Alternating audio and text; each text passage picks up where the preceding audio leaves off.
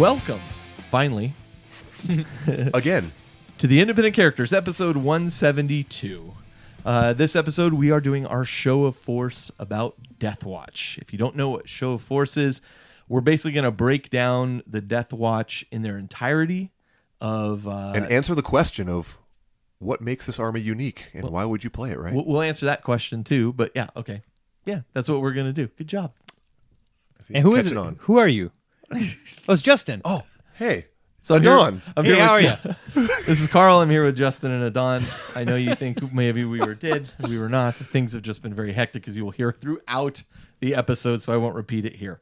So this episode, we're talking all about Deathwatch. At the end of the episode, we have an interview with Kat and Caleb from CK Studios again. However, they did just come from England, where they did some teaching there in a very cool location, as well as they did some stuff at Warhammer World. Ooh. And you'll hear all about that. It's very fascinating. So very excited. They're kind of globe-trotting painters at this point. Yeah. Like, they even have other plans to go back to Europe and do other stuff. So They just announced a class in Philly in August. it's crazy. Yeah, they're all over the place. So very excited for their success. Absolutely. You guys got anything you want to add kind of before we just kick off the show and get started? I mean, at this point, I think we're looking at a 2.5 to 3 hour show. I was really excited that we were able to do one that was this soon after the book released, but then I realized all the books have just recently released. Yeah, pretty much. Insane. Yep. Yeah. Insane. Pretty cool. No, nothing to add other than I'm excited to talk about these Deathwatch. Oh, Should really? be fun. Went there right away. yeah. All right. Sorry. All right. Well, you know what? Let's just get started. Thank you guys for being patient and waiting for the episode to come out. As you will hear, there's another one coming out relatively quickly, so hang tight. You know nothing, We Carl are Snow. still here, and we are still... Oh, God. Now I remember why we stopped. All right. We hope you enjoy episode 172.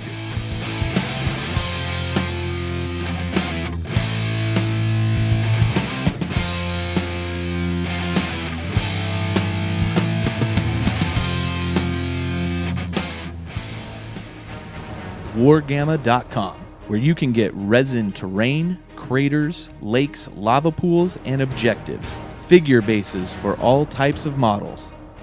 Character models including Battle Wolf war mounts and spawn seeds. Linked barricades. Choose from one of 6 designs to suit the origins of your army. From Star Pharaoh, Spawn Hive, Mechanoid, Dark Ancients, Dredelian Noble, and Chromag Scrapyard.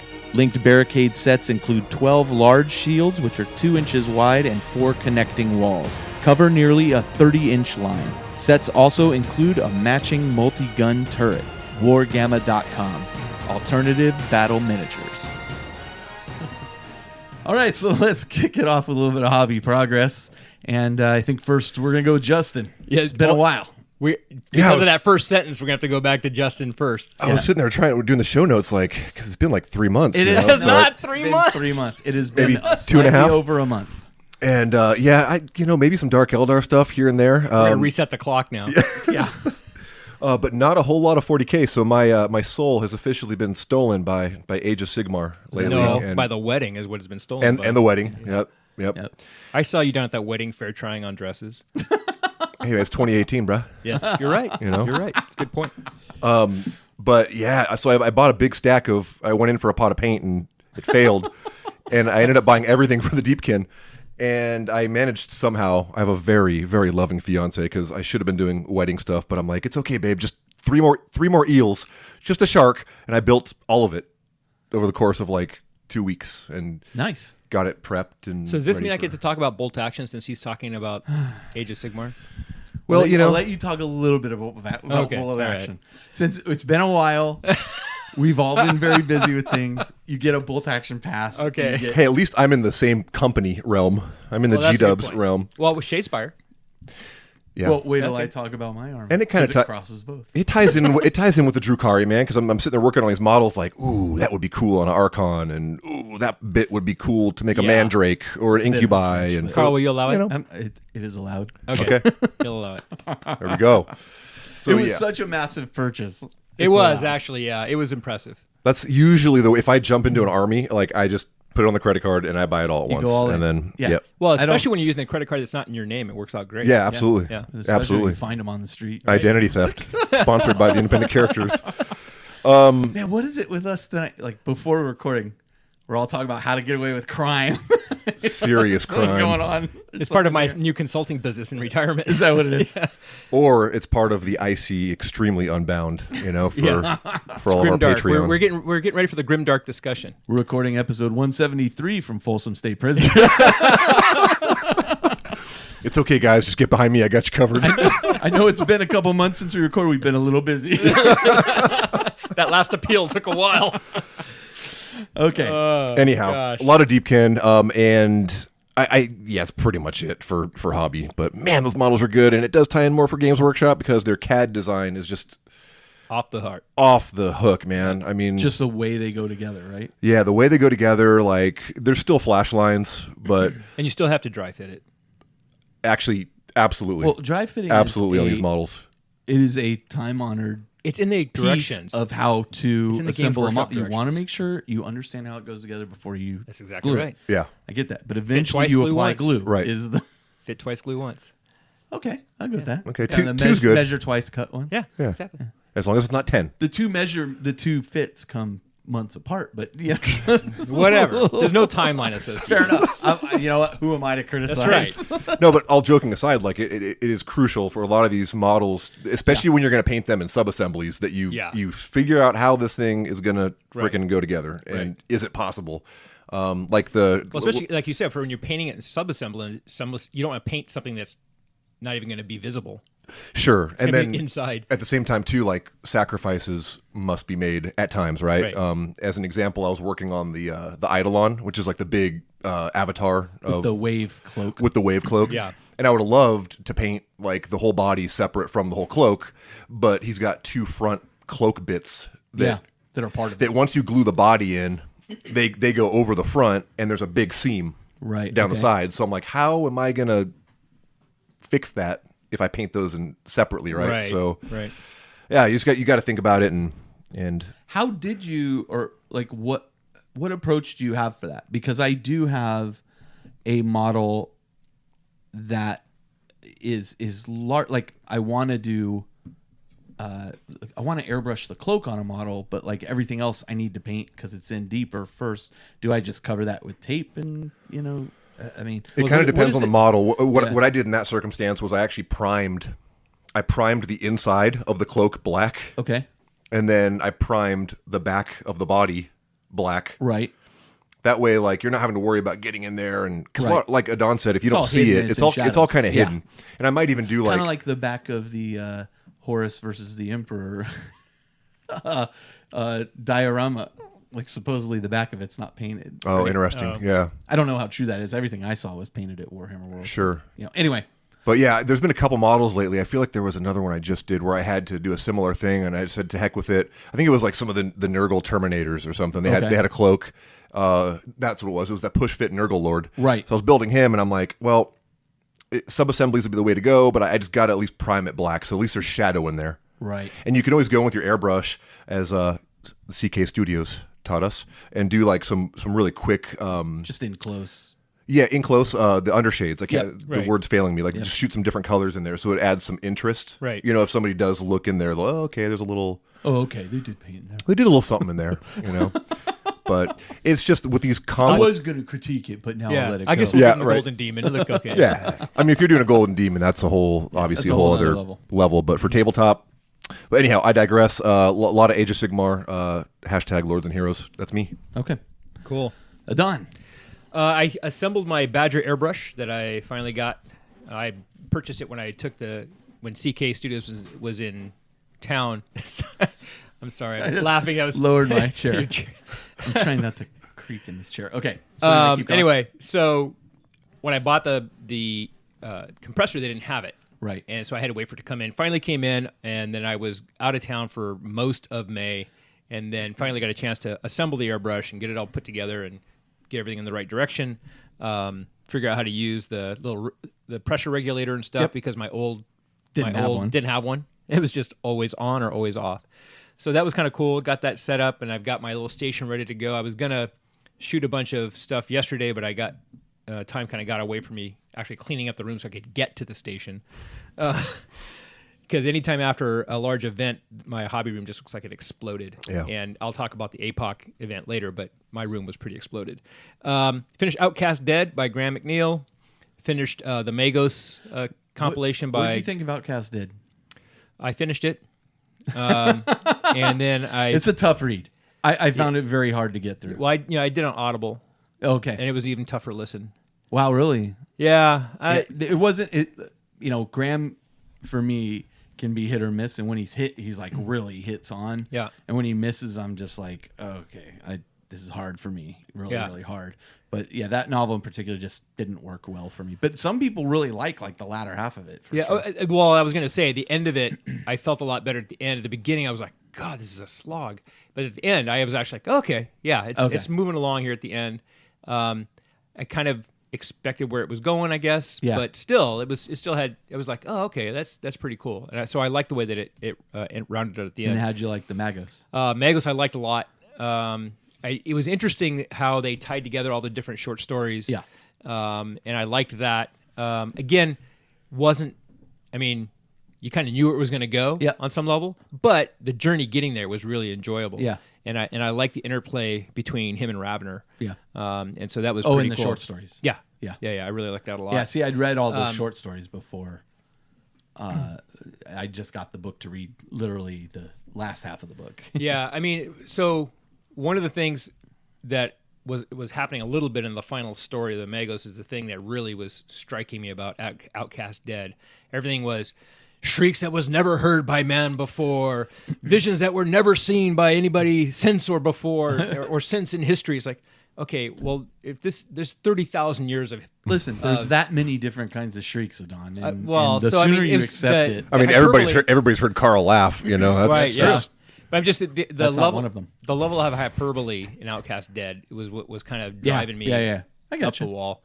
Yeah, you ever read an Age of Sigmar novel? Yeah, so that was just kind of that bad, huh? And No, it's just... And maybe it was because I was listening to it. It stuck out to me more because then once I noticed it, then I was noticing it a lot. Right. And so then once you focus on it, yeah. you can't unhear it. Yeah, it's like, I've never seen a blue Honda Fit, and then all of a sudden every fourth card is blue Honda Fit. Yeah. Just bought a new white car. Now all I see are white cars. Yeah. There's a word actually for that in terms of, but I can't remember what it is. But anyway, so yeah, did that. Traded out a bunch of stuff that I had and got a bunch of Hellblasters. Okay. That I didn't have. Primaris Marines. Primaris Hellblasters and some more Intercessors. And I finally got a Repulsor and a Redemptor. I didn't have those before. Because I hadn't really built out my... Did you get them assembled or are they in box? They're in box. Okay. New in the box stuff. So I hadn't had those before. I was waiting on the Redemptor because Pop Goes the Monkey was supposed to do some custom stuff for the pieces that are on the front of the Dread, and he still hasn't gotten around to it. Even though somebody may have provided him with a sample Redemptor to figure it out. That's okay. Architects of Destruction still hasn't launched their Kickstarter. I keep messaging him almost daily. That's true. Well, didn't he respond back that he was going to do it as soon as we recorded this episode? Yeah, I'm sure that's sure that's what it was. Anyway, but I finally got that Primaris stuff that I hadn't had before. So I'm actually pretty close to having the full 11th company of Primaris Marines ready to go. And then I spent a lot of time setting up how I was going to do the tables and the staging for the APOC game. That actually takes longer than one might think for designing a game with 15 players and 70,000 points. I can imagine.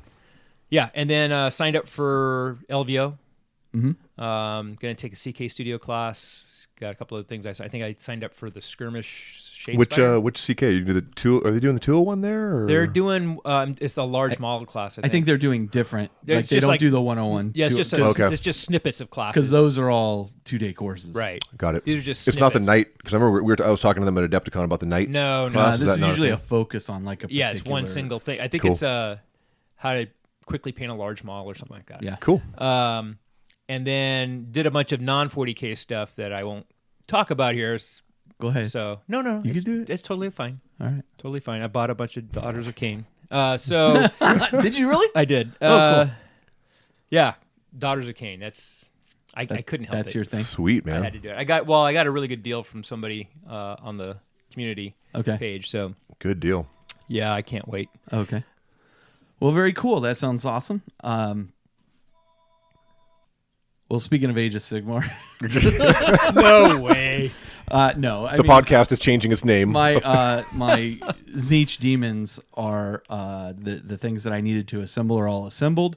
I either assembled them myself or cajoled That's a 40K army. Aaron to. That was my point. Okay, yeah. is nice segue. Could work in both. Yeah.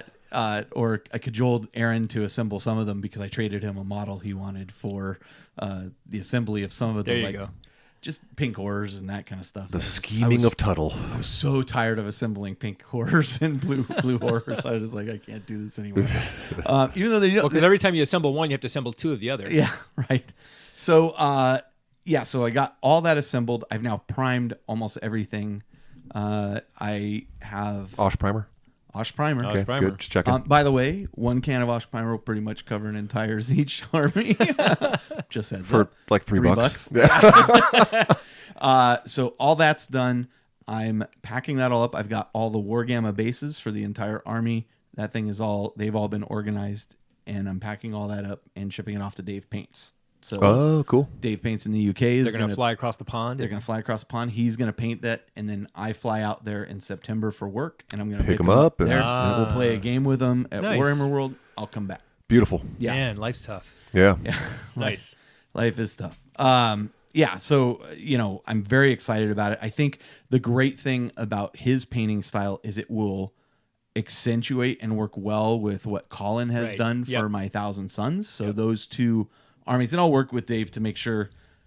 Look, I want it to go well with this, so he can understand. But I've seen like how he's done Lords of Change and stuff. Yep, that's what I want. Just like that. I thought you had a bunch of Tzeentch stuff painted up. I must be thinking of Colin I and did have a bunch of Tzeentch stuff painted up. demon wise. I mean, Starting over. okay. Like, just starting weren't over happy the with whole it. thing. Okay. Whole thing erased, restarted. So Yeah.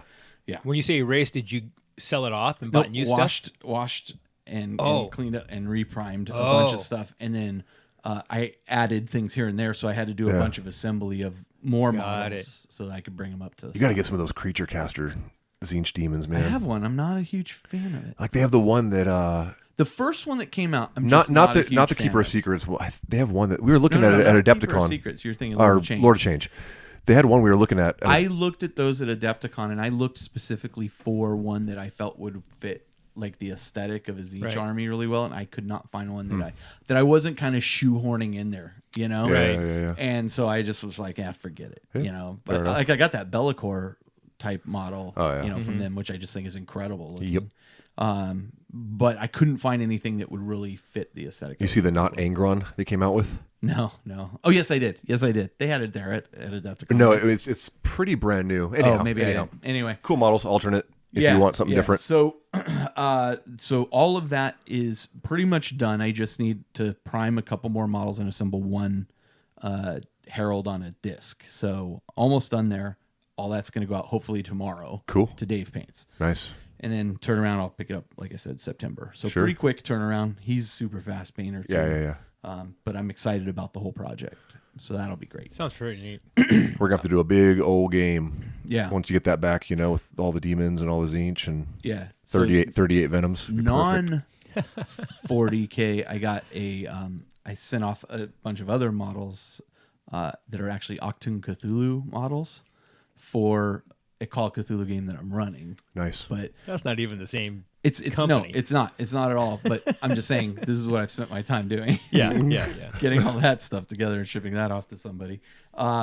Okay, but here, same game. I did take acceptance from Colin on several things that he was working on that I paid for him to do, including a Mutolith Vortex Beast, 2 additional Rubric Marines, and 2 aspiring sorcerers. The reason I had him do 2 Rubric Marines and 2 aspiring sorcerers is because I've realized, as I've been playing the Thousand Sons army, that taking a squad of 10 Rubric Marines is completely overkill and expensive. Yep. Taking them in squads of 5 makes a lot more sense. So since he had previously painted up 2 squads for me of 10, great. but 2 of those guys had heavy weapons. So you need 2 extra dudes. Such a And- travesty that you can't take that rotor cannon in a 5-man. Yeah, because that thing is great. It's like it would not break anything. Like I would literally let you do that if I played you, man. Because well, it's you know, just if we do some As long as you thematic pay- thing. Yeah, as long as you then, pay the points for it. But Sure, then, yeah. so I basically had 2 painted up to replace those guys. But then, in addition to that, you also need aspiring sorcerers to lead the other 2 5-man squads. Oh, that's right. He painted up some of those old school. Yeah, one of them was an old school one, just because I love the model so much. That was a cool fig. Yeah. And so it's unlikely that I will ever actually run 4 squads of 5. But you could. But I could. Yeah. And if I went to an Apocalypse game that Adon ran at Endgame, because he runs the most awesome Apocalypse games at Endgame, then I could There totally you do go. that, You right? could. So I had him do that. He finally delivered my 5 Havoc missile launchers that he was supposed to do from the whole start of the whole project. Oh, God. He's Havoc's had- for your Black Legion? No, or- Havoc missile launchers go. For They go onto the vehicles for the. Oh, Falcons. I got you. I Yeah, got yeah, you. the mounted Oh, yeah. missile Yeah. launcher. Yeah. Which are just Love those things. Incredible, right? You always roll 5 or 6, man. They're blessed. And now he has just shipped finally to me my final Rhino that I had him paint and a Demon Prince, which I used the old Karos Fate Weaver model I'm going to use it as a Demon Prince. That's right, And yeah. he has shipped that over to me. And that should be arriving. You know, I think, Jim by next Stagg is Wednesday. like banging his head against the wall that we're talking about purchases, shipping off stuff to be painted by other people, and getting back stuff painted by other people. When and James hobby Stagg wants to progress. run a podcast, he can talk about whatever he wants to talk about on Yeah, the right? podcast. This is mine. Aloha, dude. not up in Aloha. Also, you want to talk about hobby progress? I also gathered all the orders we had for T-shirts and They were shipped left. all those off. Yeah. Yep. So, There you go. That counts. Yeah, Been seeing lots of photos of those on the Yeah. community page. It's super Yeah. cool. yeah. So With you know, sleeves and without. we have extra larges and Telling double you. extra larges left. I'll only sell them in the U.S. at this point. You know, I just honestly don't have the energy in me right now to get them out to Australia. I'm sorry to those folks. The reason we have not recorded in a while is just family obligations. Work for me is incredibly busy lately. It's just, I think, for all of us, and it's been difficult for us to schedule Yeah. time together to come record. It's not that Life we has don't been want to. real lately. Yep. Yeah. So I mean, you know, those are the things I've accomplished or, Cool. or paid to and paying for to have accomplished. Plus, I'm doing a ton of hobby progress on my actual house. So Yeah. you know, Yeah. Real world progress. real world progress. Yep. Not nearly as fun. Yeah. But you use a lot of GW wash on that door. Yeah, did I? Yeah, I mean, you know. I was wondering about that. The worst yeah. part was I spilled a whole thing of Devlin mud. When Didn't even I finish see it. so many of those pictures online. I know. It cracks me up every time. So Abstract for art. hobby goals and promises, for me, I'm gonna, as I said, just ship off that stuff to the UK. I'm gonna start assembling my Primaris Super Heavy, which I have now washed. I forgot to mention that.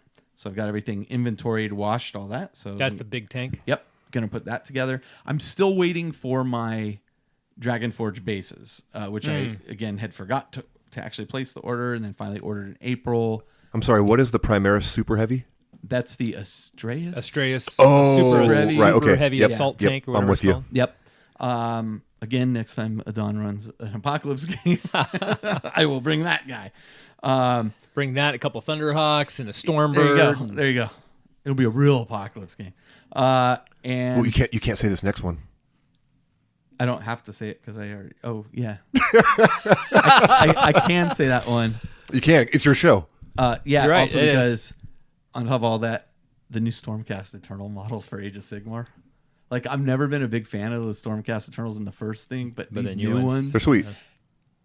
They're cool. And that's going to lead into, so later this week also I'm recording a Warrior Lodge episode where I'm going to talk on a certain topic that is not necessarily Age of Sigmar related, but tangentially Age of Sigmar related. Cool. So I know people have been waiting a long time for the episode. I know it's a couple days late even from the date we said it was going to release. That's fine. We're also going to release probably a week later another episode, which is a Warrior Lodge episode, Yeah. which has several guests. That'll be fun. guest Yeah, it's been a It while. sounds like a good cast you got going. Yeah. So, okay.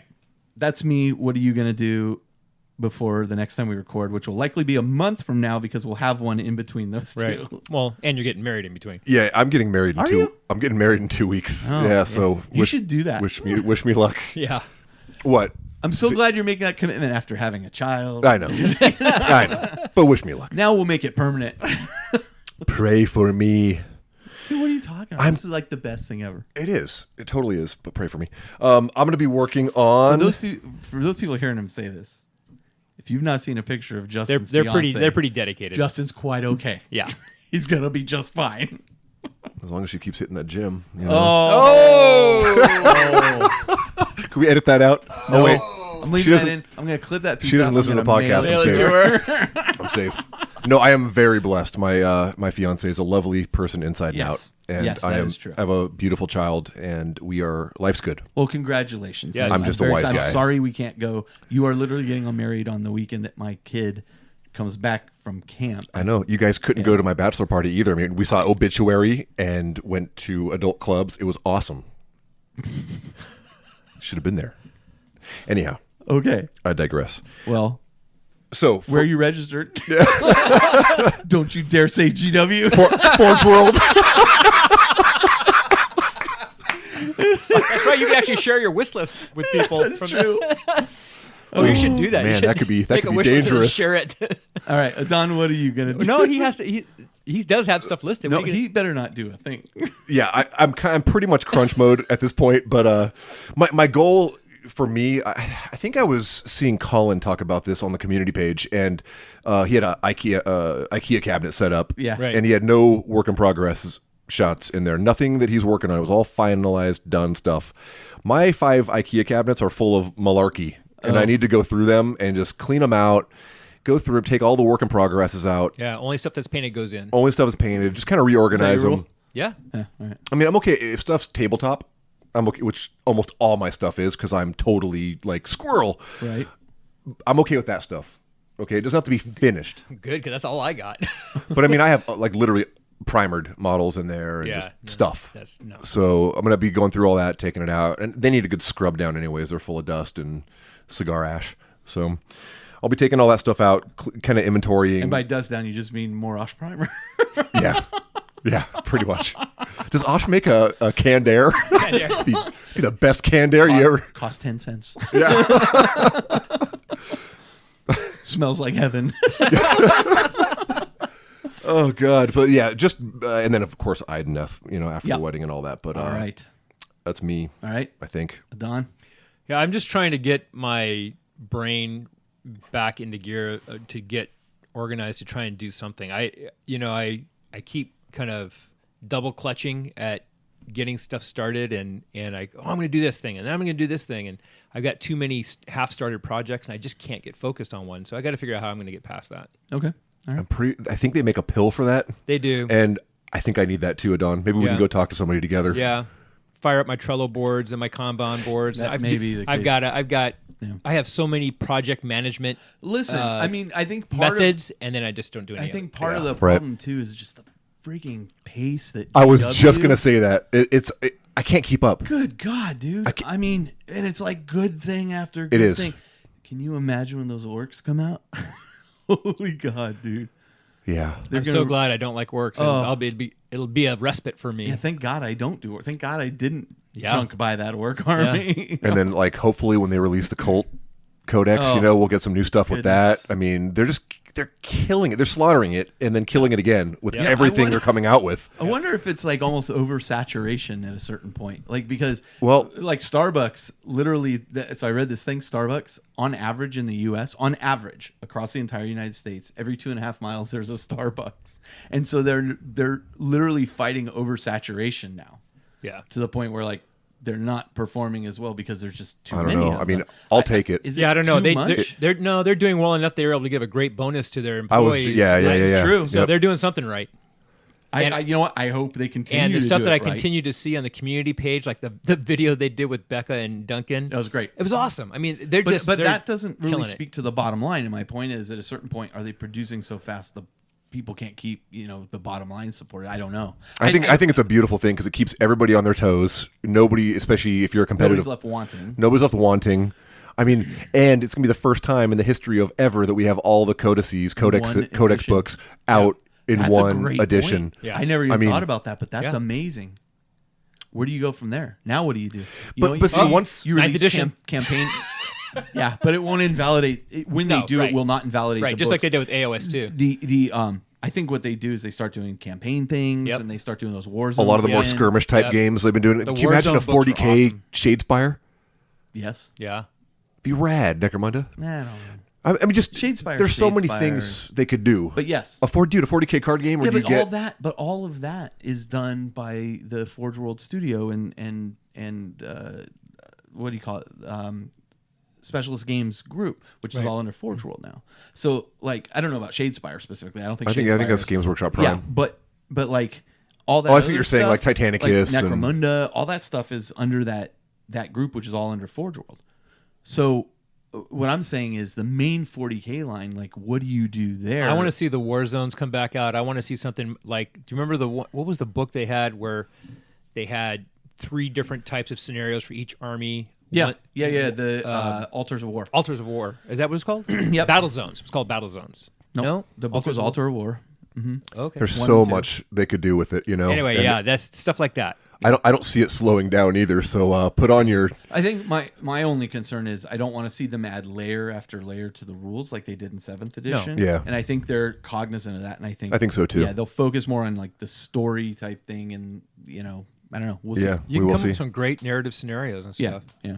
But I just don't want to see them add like now we're going to add this, new flyers thing. You know what I mean? That Right. was what led to Right. 7th edition becoming so bloated you couldn't introduce somebody to it. Right. So Right. right I mean, now it's been very accessible. It's been very shocking to see them go from like the old Games Workshop. It was like from 0 to 1,000. Yeah. You know. Yeah. No doubt about it. But hey, I'll take it. Okay, so games played. As I said, I've been super busy. I have been playing Inquisitor Martyr, which is a video game Like the Diablo. that was in alpha for a while.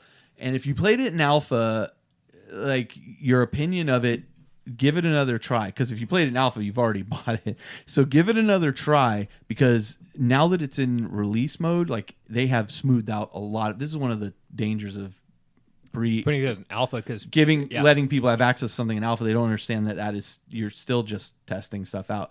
that was the thing The with game Calth, too. I'm not gonna say it's not as smooth as like Diablo or something that Blizzard creates because Blizzard has bajillions of dollars and Right. they're just like we're gonna release it when it's done. What's the release date when we say it's done? Right.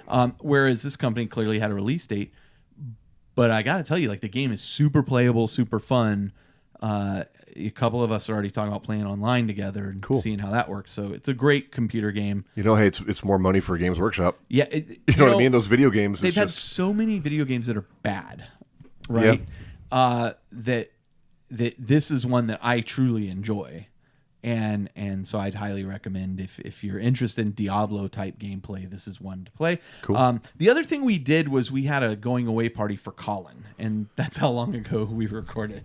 So Colin's going away party was great. We had, I think like 16 or 18 people here at my house. Yep. Got to meet Austin. Showed up late. We got to. I brought over Replacement- Austin, who I met. replacement at Doug? Adepticon. Yep, Who was replacement Jeff? that's right.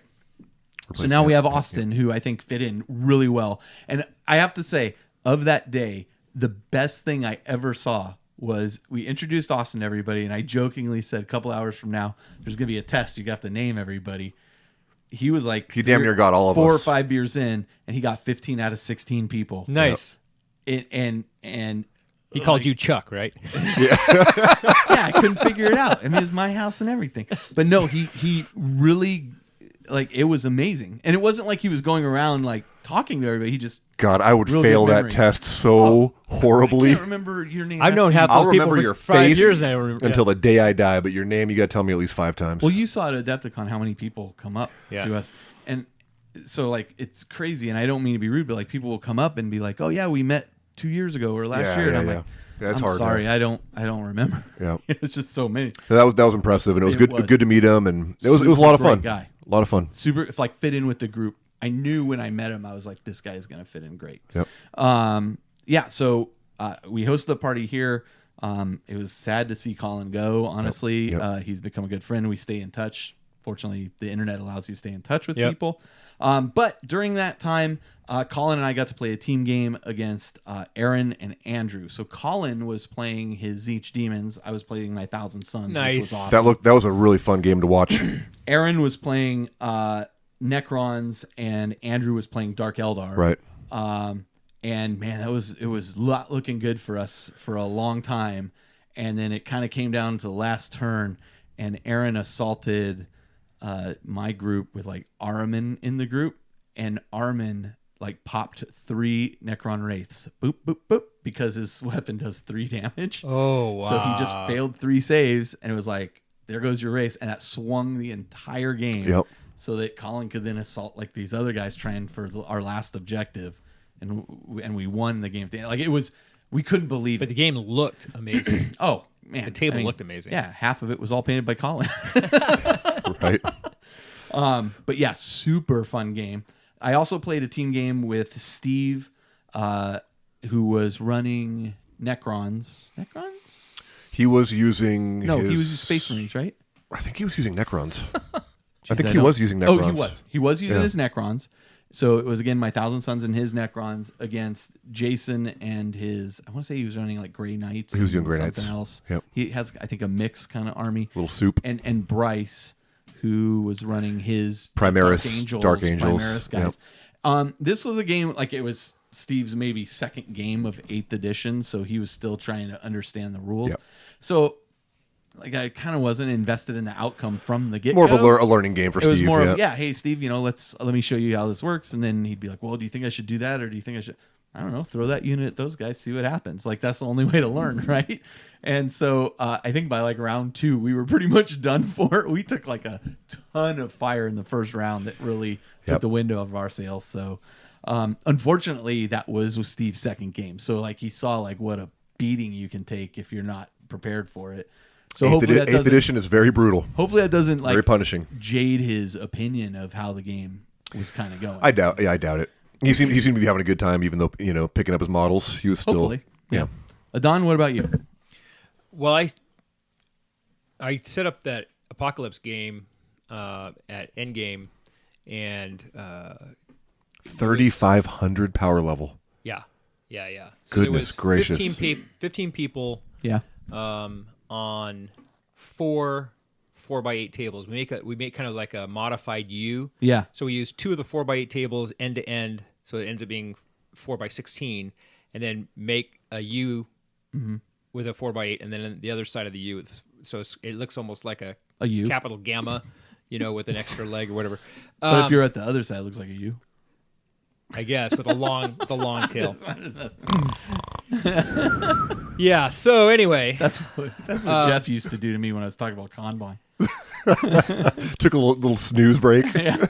Anyway, I'm not making fun of you. Yeah, I'm no, with that's you. totally okay. So rude. We knew going in, it had been a long time that we were going to really be busting each other's chops. Yeah, exactly. We're not disappointing. So it was an upside down U, also known as a U. Carry on. Yeah. Was so it was like a U with a limp, so because that one leg was too long. Okay. Okay. Yeah. Okay. Does that work? Sure. We'll take it. Okay. A J. So the a J. Yeah. There you go. It looked like a J.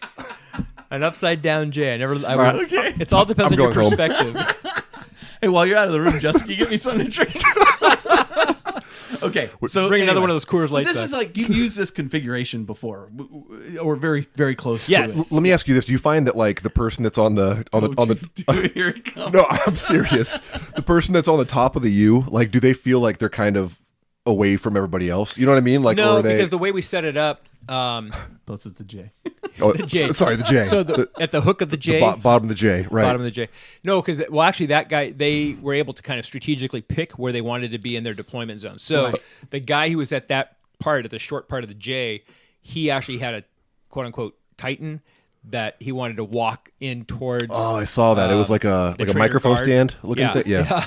Well, it's so. It's a work in progress. It's a work in progress. So if you go to the Facebook community page, there's pictures of it there, and it looks like a couple microphone stands held together with PVC pipe. with PVC pipe.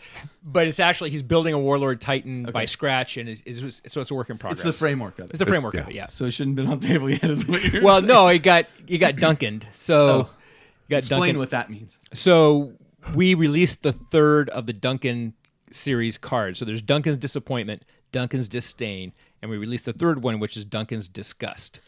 And Duncan's Disgust, for 3 command points, If you roll a 5 up, the unit is taken off the table. That's so awesome. But you can pay a command point to make it a 4 up, and you can pay another command point to make it a 3 so up. you're going to do that. And So then... yeah, or you can pay another command point and make it a 2 up. Sold. So you basically you just I'm sure he So learned 6 command points, you could basically take it off 2 the up. table. Yeah, okay. yeah. And 2 up, and if you fail it, you just re-roll it right with another command point. Right. Okay. Right. Oh, Yep. okay. So it got taken off the table in the first turn. Okay. Well, Brutal. But can't do the time, don't do the crime. That's right. That's but right. so to answer your question, the way we did it was there's 2 sides, and we showed them the deployment zones. Each deployment zone, there was a point on the table, and it was an 18-inch semicircle arc deployment. Right. It's the second scenario out of the Apocalypse that shows that deployment type. And there was 2 places on the table where it was a 2-foot deployment circle. Okay. So that, and then we said, okay, we rolled off and said, okay, side A, pick a zone. Side B, pick a zone. Right. Side C. So they could strategically pick which zones they were going to be in. That's cool. Based on Sounds who they're very going to fighting similar against. to that big Apocalypse game I took place in. With Yeah, you. it's very similar to that. We made a couple changes Sure. to make it smoother than the last time. We try and improve it every time. But no, it was... To answer your question, though, go all the way back to actually answering a question. Right. I was kind of at the end of one of those tables when I played, and I didn't feel like I was still involved with the people around me, so I didn't feel like I'm not involved in the thing. Now, mind you, across the table, like there was stuff I never even really saw. Right. But in that case, that was actually one of the first times I brought my Thunderhawk, and my Thunderhawk just zoomed right over flew and the whole yeah. length of the table by the end Yeah. of the game. That's pretty just cool. bombing stuff and shooting people the whole way. or you So- put like a guard player there with all his basilisks, and he's just Yeah. raining down Well, that's Yeah. what happened. 120 inches away. They had a trader guard dude who had like 137 tanks, and he just sat in one of the corner deployment zones. It was just lobbing stuff all over the place. You know, with Apocalypse, it's so interesting. Like, there's so many different table layouts you can do. Yeah. But and I hear what you're saying, Justin. Though you would think that person at that end would be kind of isolated, but it really turns out you are not. Sure. Yeah, and then again, you can, like, if you have flyers, you can fly them across different areas. But the other thing about it with that configuration that I find is because you basically have people all standing kind of next to each other and back to back. Yeah. Because as you're standing inside the J. Yeah. And it's so funny because I keep looking at it. I was looking at my drawing going, oh, it's a U. How am I going to describe it? It looks like a U. It's a J. It's a freaking J. Anyway.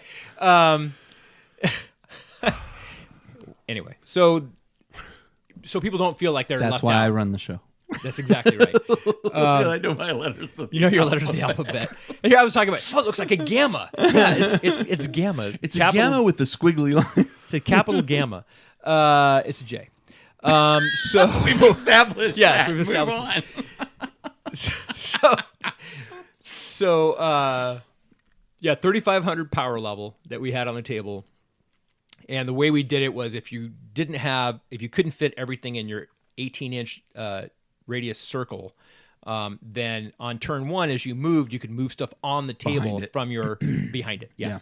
And so that worked out very well. And people could still hold stuff back and do it on turn 2, but we told people up front, we're only playing 3 turns. Yeah. And so you had to really think about what you were going to do. And so we timed the turns Why did you do only 3? because it takes a long damn time. Yeah, but like the last. I mean, did it go all day thing, or Yeah, was it was all day, pretty much. okay. Wow. So because people show up, you got to get all the stuff Yeah, staged. totally. And then we did the briefing, and we split people up in teams, had them think about how they were going to deploy. Then we did the deployment, and then we started the turn. And so each player turn was So by 3:30 in the afternoon, we started turn 1. So each player turn we did for an hour, okay, and instead of timing phases like we which had is in the what past, you did in the past, right? We did it with just timing the whole player turn, Okay. which worked out. It worked out just fine for us. And I told people if it looks like you're trying to game it and trying to edge somebody out of a fight phase, I'm just going to take your models off the table. Yeah, okay. But Man, because that's this hardcore. just because Wow. this was the same group Commissar Don. that's been involved since the beginning of this escalation Yeah, they should- league, they should know They by this knew point. the tenor of what we were doing. Right. They knew kind of the spirit of what it was, and it was all a great bunch of people who were involved. And so, I think people had a really fun time. What we did also at the beginning of each player turn is we use that master disaster table that's in that second scenario. Yep, We yep. roll a d6 and stuff just starts taking wounds. Yeah. And so that helps clear the table off. Yeah, that was And- exactly what and happened. it helps the turns go faster. So what happened was turn 3, actually, each side took less than half an hour. because instead of people taking were an hour, dying so fast. Because Yeah. stuff was dying so fast. But so there was 8 objectives on the table. They tied completely on objectives. The secondary thing was warlords killed. They tied on warlords killed. The next thing was I can't even remember what it was, but they tied all the 3 victory conditions was a dead tie. So we had to go by power level left on the table. Wow, interesting. And the Imperials won, but based on that. But again, there was no quote unquote reward for winning, but it was great. People were engaged. People had a great time. We got some great prize support. GW came through at the last minute with some great prize support. We were able to give away the big, what's that big Necromunda base set? The refinery set, the big refinery set, the thermal inducer plasma things. We gave away. Sounds like a lot of terrain. Void shield generators. I tried to do terrain because you don't know which army people have. Smart. So we tried to do as much terrain. We did give away a start collecting Necrons box and a start collecting Craft Worlds box. And a pot of paint.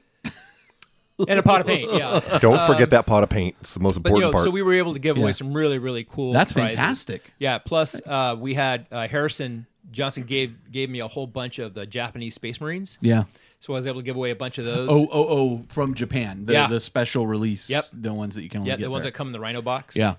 Heroes of the Imperium or whatever it's called. So I was able to give away a bunch of those. I had a couple novels that I gave away. Neat. I announced the fact that we were doing an Age of Sigmar Escalation League that's going to be very similar to the 40K one. Nice. And so I gave away a Age of Sigmar novel to somebody Nice. and said, "Hey, this is the army you got to play," kind of a thing. Hobby champion Adon. It worked out. for It worked sure. out great, and they, Mike and Chris, Chris is one of the owners of the store, did a really nice kind of thank you for me, which was kind of caught me off guard, but it was kind of cool. They did that, and just explain what that was real quick, and then we'll move on to Justin.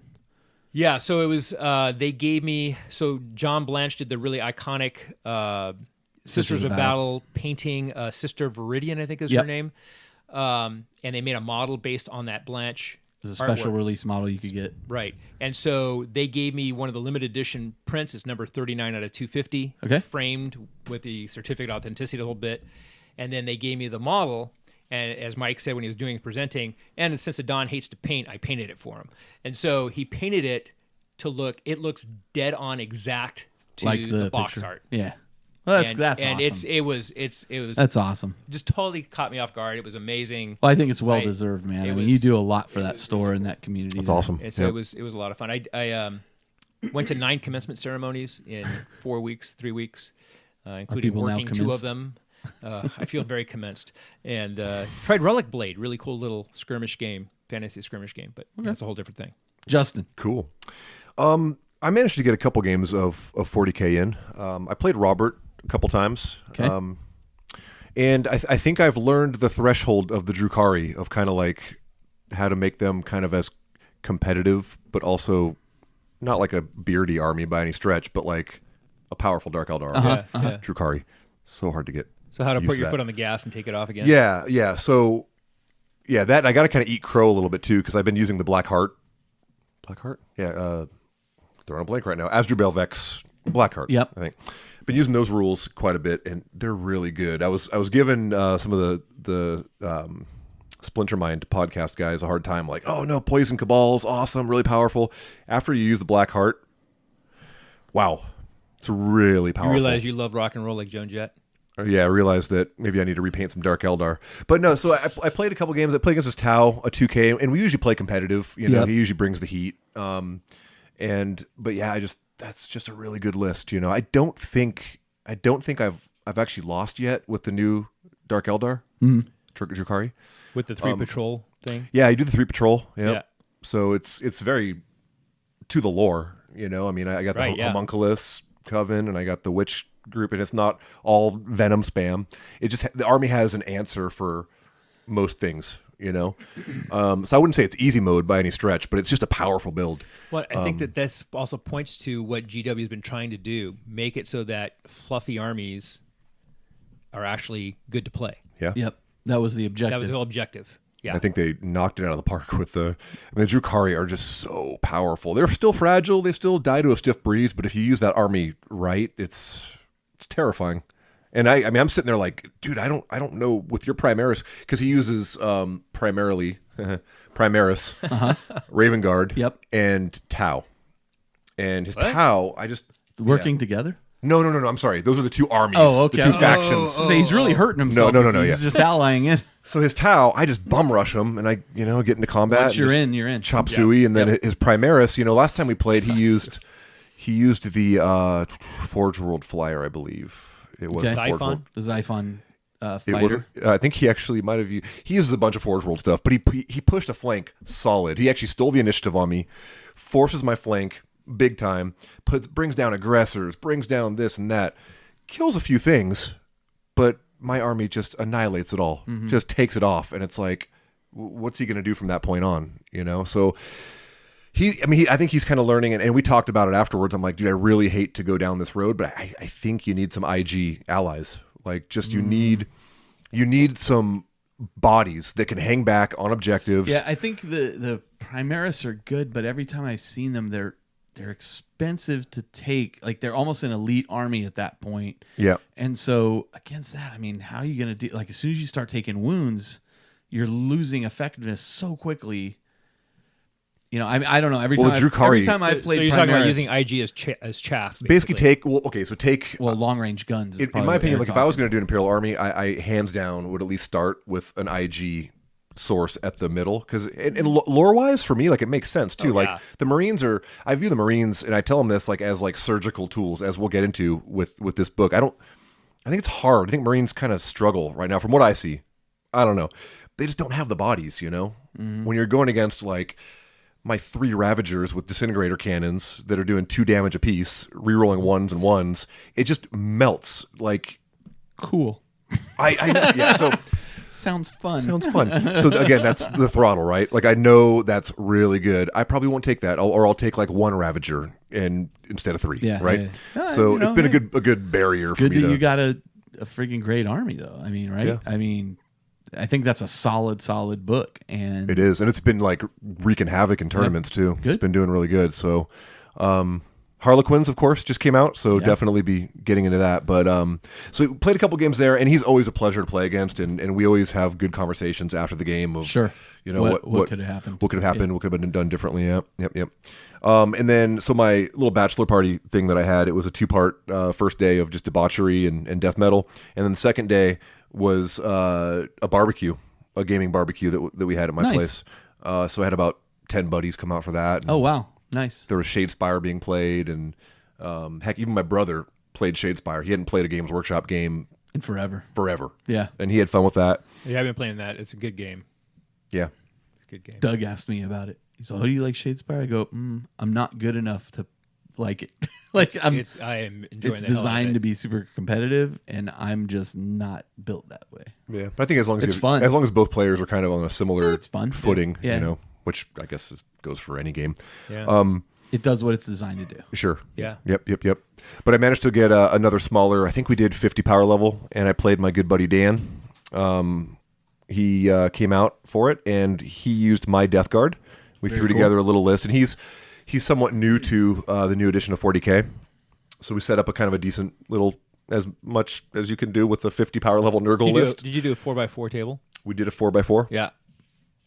And we did like just a objective capture mission. I think it was something real easy. And that game was just a blast. I mean, he was doing crazy stuff. Like, he had a Demon Prince fail a charge, and he needed a 6 on a command point to stick it. Rolls the 6. It's like, oh, it's awesome. Oh, man. Goes in, beheads one of my Archons, and then next turn ends up killing one of my other heroes. Demon Princes are no joke. Oh, man, they're brutal. But the interesting thing is, Drukhari are such a counter to Nurgle. I mean, everything Nurgle relies on, the toughness, Drukhari are just like, poison. Yep. And range, Yeah. And the mobility. Yeah. It's kind of just literally the anti It is. Nurgle It is. But it was still, I mean, and I was kind of pushing stuff forward too, and stuff was dying left and right. Sure. And I know he had a blast. I had a blast, and That's it all was that just matters. cool. And those small games, man, I love those small games once in a while as like a little palate cleanser. For sure. Just a little They're a 50 lot of power fun. level. Yep. So much fun. All right. Well, let's take a break. We're going to come back, and we'll start jumping into the show of force for Deathwatch. We'll be right back. Great Scott, 00. Foam Finger's destroying all the models with his rough touch. Oh, Mullins Penny. Don't you worry. John is on the case. How is that, John? I'm going to warn the world that they should be using the soft blue foam with the hard cases. Foam Finger will never ruin another model again. You mean Operation KR? Is the world ready for that, John? The world is ready. I'll make sure of it. The only way is to spoil Foam Finger's plans. Hard cases with the soft foam is the only answer. You've convinced me, John. Let's move forward with Operation KR. The name's Jont. Jimmy Jont. Oh, John. See? Give 00 John the figures for this mission. Go to krmulticase.com for some of the best storage and transport solutions for your army. Match almost limitless combinations of cases and trays in the KR transport system to suit your personal requirements. Reasonably priced, KR allows you to transport your minis safely to and from the tabletop, no matter where that battlefield is. Hard on the outside, soft in the middle. KR Cases is where John always gets his foam. KR Hard Cases for soft blue foam. All right, so we are talking Deathwatch. This is our Show of Force episode. If you aren't familiar with the format, go back to the beginning of the show because I probably recorded it there and told you what the format was. More than likely. But you're probably not new to the show, and you've probably heard it before, so we're going to go through the coverage of this incredible army and its deep, deep lore. So let's talk about Codex release dates. So Don, why don't you take this part away? So they first showed up, as far as I can remember and researched, but I remember when I first saw them, which was in Chapter Approved, back in, I guess it was 3rd edition. That was when they brought these books out that were basically compilations of things that had appeared in White Dwarf, and they're things that were available to play in the game. And I had bought some of those to use the Zealots from the Sisters of Battle Army, from the Inquisition Army at the time, and I saw this Deathwatch unit in there at the time. I was like, oh, this is freaking cool. It's like the NFL All-Star game. And that's how you kind of registered in my brain, because the way they keep all their chapter symbols reminded me of those games back then. But that's where they first showed up back in the early 2000s. They kind of hung around. You could buy the bits for a long time. Yeah, it was like a conversion pack. Yeah, it was the shoulder pads. A metal conversion pack, and you could make special bolters and things like that. But they didn't really show up as usable. A lot of people were using them to represent Sternguard, if you remember, back in, what was it, 6th or 7th edition. When Sternguard first came out, basically you could see that the Sternguard were the same kind of rules that had been in the Deathwatch supplement in Chapter Approved. Then in 7th edition, in August 2016, they finally came out with their own book. So they were their own standalone force for the first time. And then their 8th edition codex came out in May of this year. And so it's kind of unusual for us to be doing something this soon after it drops out, but pretty cool. Yeah. I mean, we've actually they're all coming out so fast that reorganized the ones we were going to do in order just because things were about to come out, or it seemed kind of pointless to do it before it was just about to come out. And this force is kind of interesting in terms of the releases, because in the middle of all of that, between the Chapter Approved and the 7th edition, they had their own role in the RPG, which was put out by Fantasy Flight, which I know we're going to talk about more later. But so it was interesting because they kind of built their own kind of mystique and their own following before their codex came out from GW Prime. Yeah. So it was kind of interesting how that all fell out. Because actually, when we did that episode about Deathwatch, the Deathwatch RPG, they didn't have their own book. Yeah, that's true. I didn't even realize that. And so, it's interesting. Yeah, I think it's very interesting. So the army itself, the Deathwatch, what are they? Let's talk a little bit about that. So effectively, the Deathwatch are designed to counter the Xenos threat. They are an offshoot of the Inquisition. Effectively, they work for the Ordo Xenos. They're the militant arm. Yep. Much like the Grey Knights work for the Ordo Malleus. Right. Though I feel like the Grey Knights are even a little more independent from the Inquisition than the Deathwatch, for sure. But the Deathwatch, as you just said, are the militant arm of the Ordo Xenos. So they are these elite teams that the Inquisition members of the Ordo Xenos can pull from and put together to go and strong arm things or investigate incredibly dangerous situations that are even too dangerous for necessarily like an Inquisitor and his retinue to go investigate.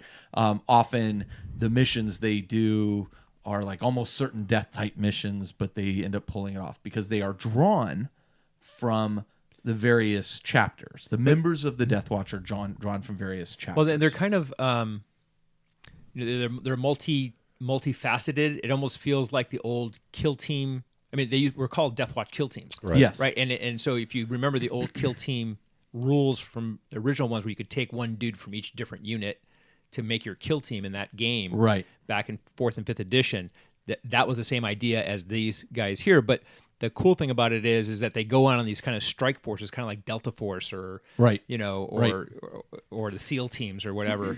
And they do these special strike missions. Right. And they're very secretive too. Yeah. I mean, there's not many in the Imperium that not everybody knows about the Deathwatch, right? Well, the chapters do because they delegate people to them. Yeah. So they have agreements with the Ordo Xenos that they will offer up a certain tithe, if you will, Right. Absolutely. to the Deathwatch. When a member of, let's just use the Imperial so we can stop dancing around. Let's say the Imperial Fist send a guy to go be in the Deathwatch. It's for an unspecified amount of time. Right. But even before that, though, they keep an eye out, for Marines Potential recruits that Oh, sure. heroically killed a hive tyrant by Yeah, himself. or like if an Inquisitor is involved on a world with the Imperial Fist, for example, and they go, that dude was takes awesome. notice Yeah. of somebody. Yeah. Yeah. So there's a couple ways. Either the Inquisition can say we want this particular individual, or they can get offered up by that command staff of that chapter or whatnot. Or they could be a Black Shield. So anyway, they get indoctrinated into the Deathwatch, where they go through even more rigorous training than they did as a regular Space Marine. They basically get sent to boot camp. And they get plugged into the Matrix. 201. Right? They get plugged into the Matrix and download all the files on killing Xenos. They also wear all black armor at that point, except for one shoulder pad, which is representative of their chapter that they come from. The right shoulder pad. And then their other shoulder pad is basically the Deathwatch shoulder pad, which is silver. And I think their whole arm. Whole left arm. Yeah. So then basically... Unless they're left-handed, then it's their right arm. Basically, the point here is that they are now forming their own kind of brotherhood, and in fact, we'll talk a little bit about the lore and stories later. But and they're working together in theory, using the strengths from each of their various chapters. Right. And the Inquisitor will often build a team based on the strengths of these individuals to accomplish specific goals. Which is also really interesting because lots of the chapters have a little bit of bad blood between them. Right. So. Which they have to kind of overcome. And so the other facet of this is because they are used to not only hunt and eradicate Xenos threats at a very high level, right? Like, I mean, they're like the cut the head off the snake type of approach, right? Like, hey, go kill this war boss to prevent this group of orcs from forming a wad, right? I mean, that would be an objective. Go kill a synapse creature. Right, exactly. The Deathwatch will get assigned tasks like that, but one of the interesting things is because they are working with and fighting against Xenos, they're one of the few groups that can actually start to use Xenos technology. Right.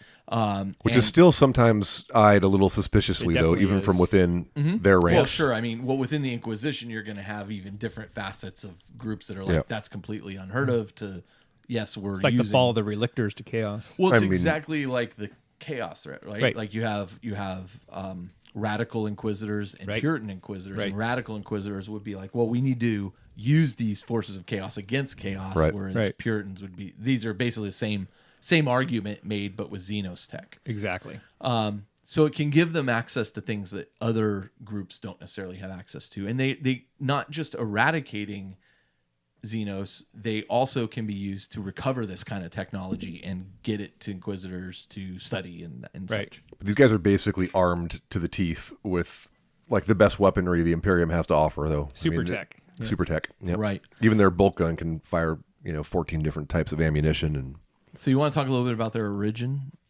So, yeah, I guess it depends on the source. Yeah, because I want to talk about that too, about how there's varying accounts.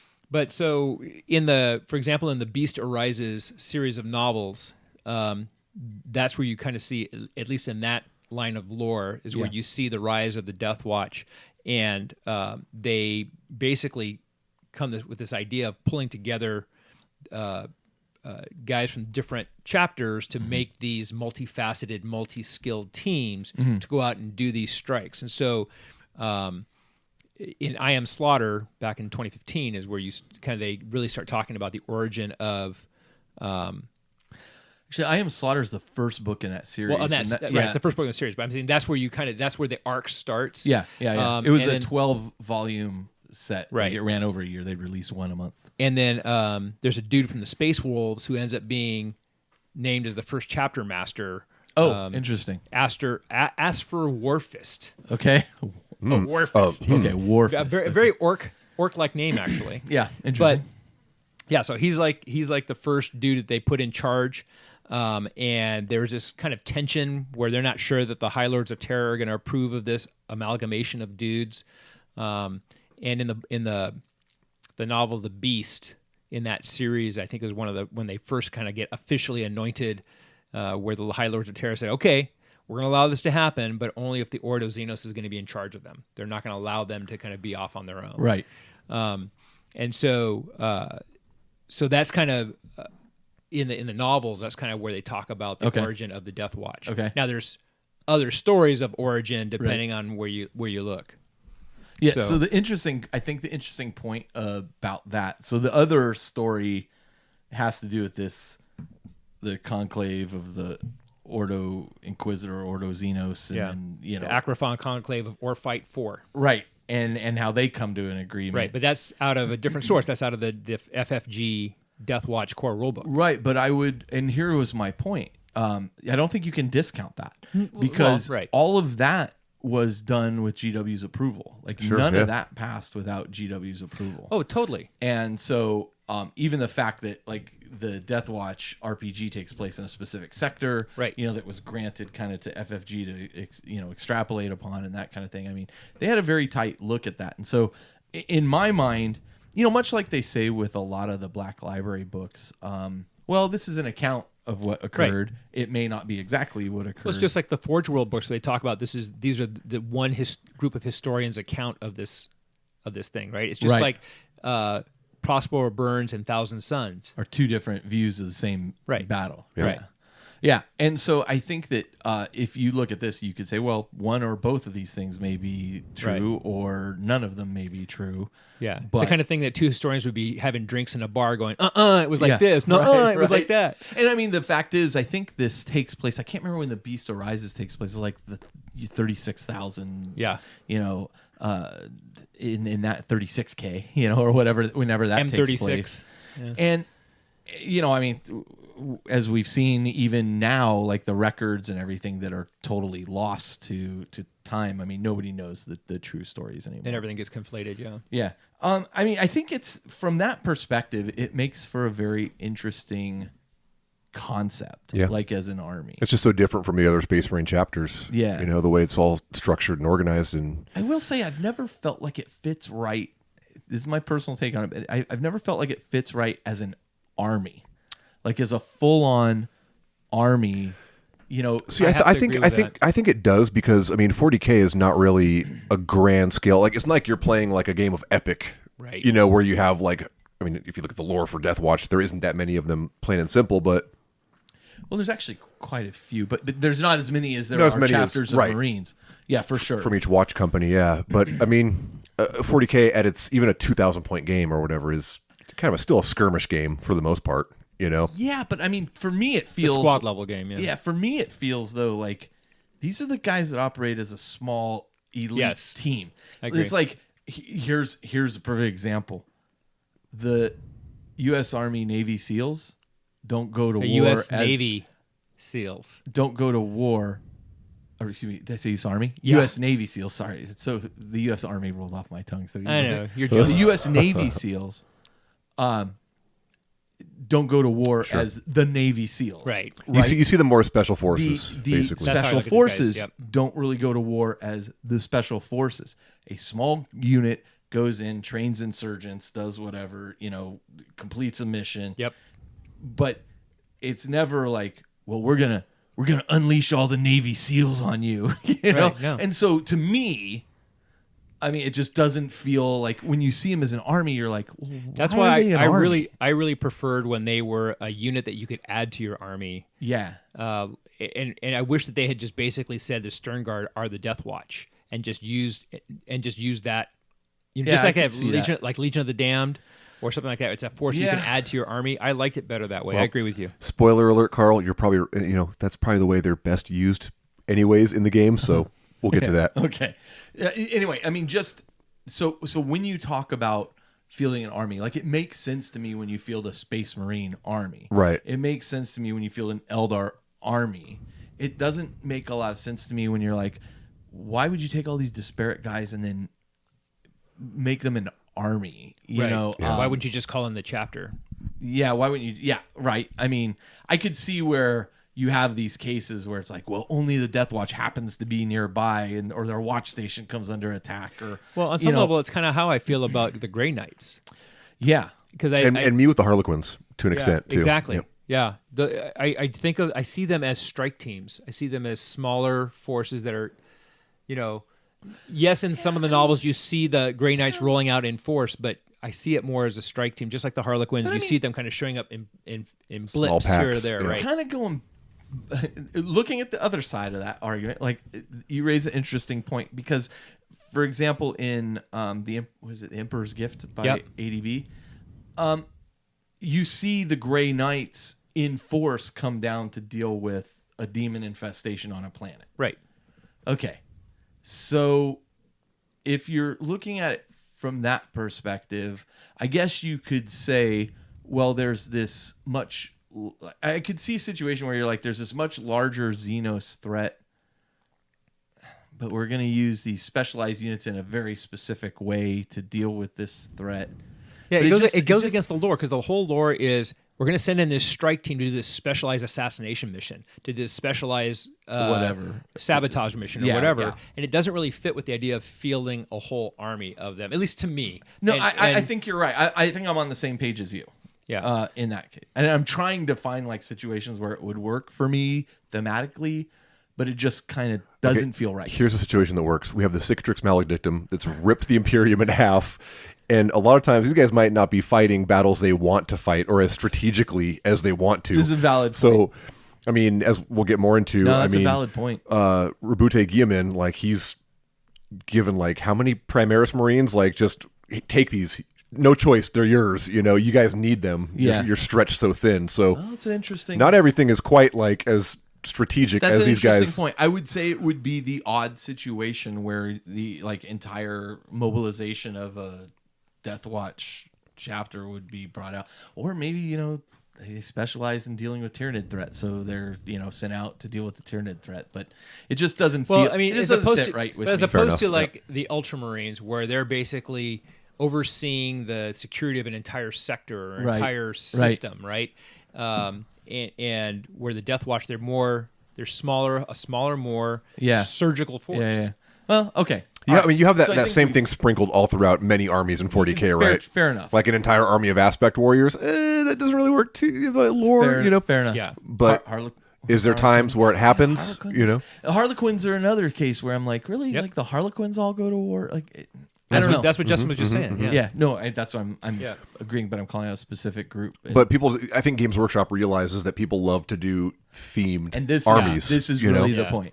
Yeah. And Well- some people don't. But the beauty is the game allows for you to do all of that. Yep. No, you're right. Well, and the other thing could be that they're going, oh, this would be cool if Deathwatch had this. Oh, this would be cool if Deathwatch Yeah. had this. And somebody went, So you know to what? give This is choice. enough pieces that we could actually do their own book. Yeah. Yeah. Yep. Yeah. I mean, fair enough. Fair enough. I mean, I'm not. Like, Somebody I'm- drew a Corvus and goes, dude, that should that go in a looks book cool. somewhere. Yeah, for sure.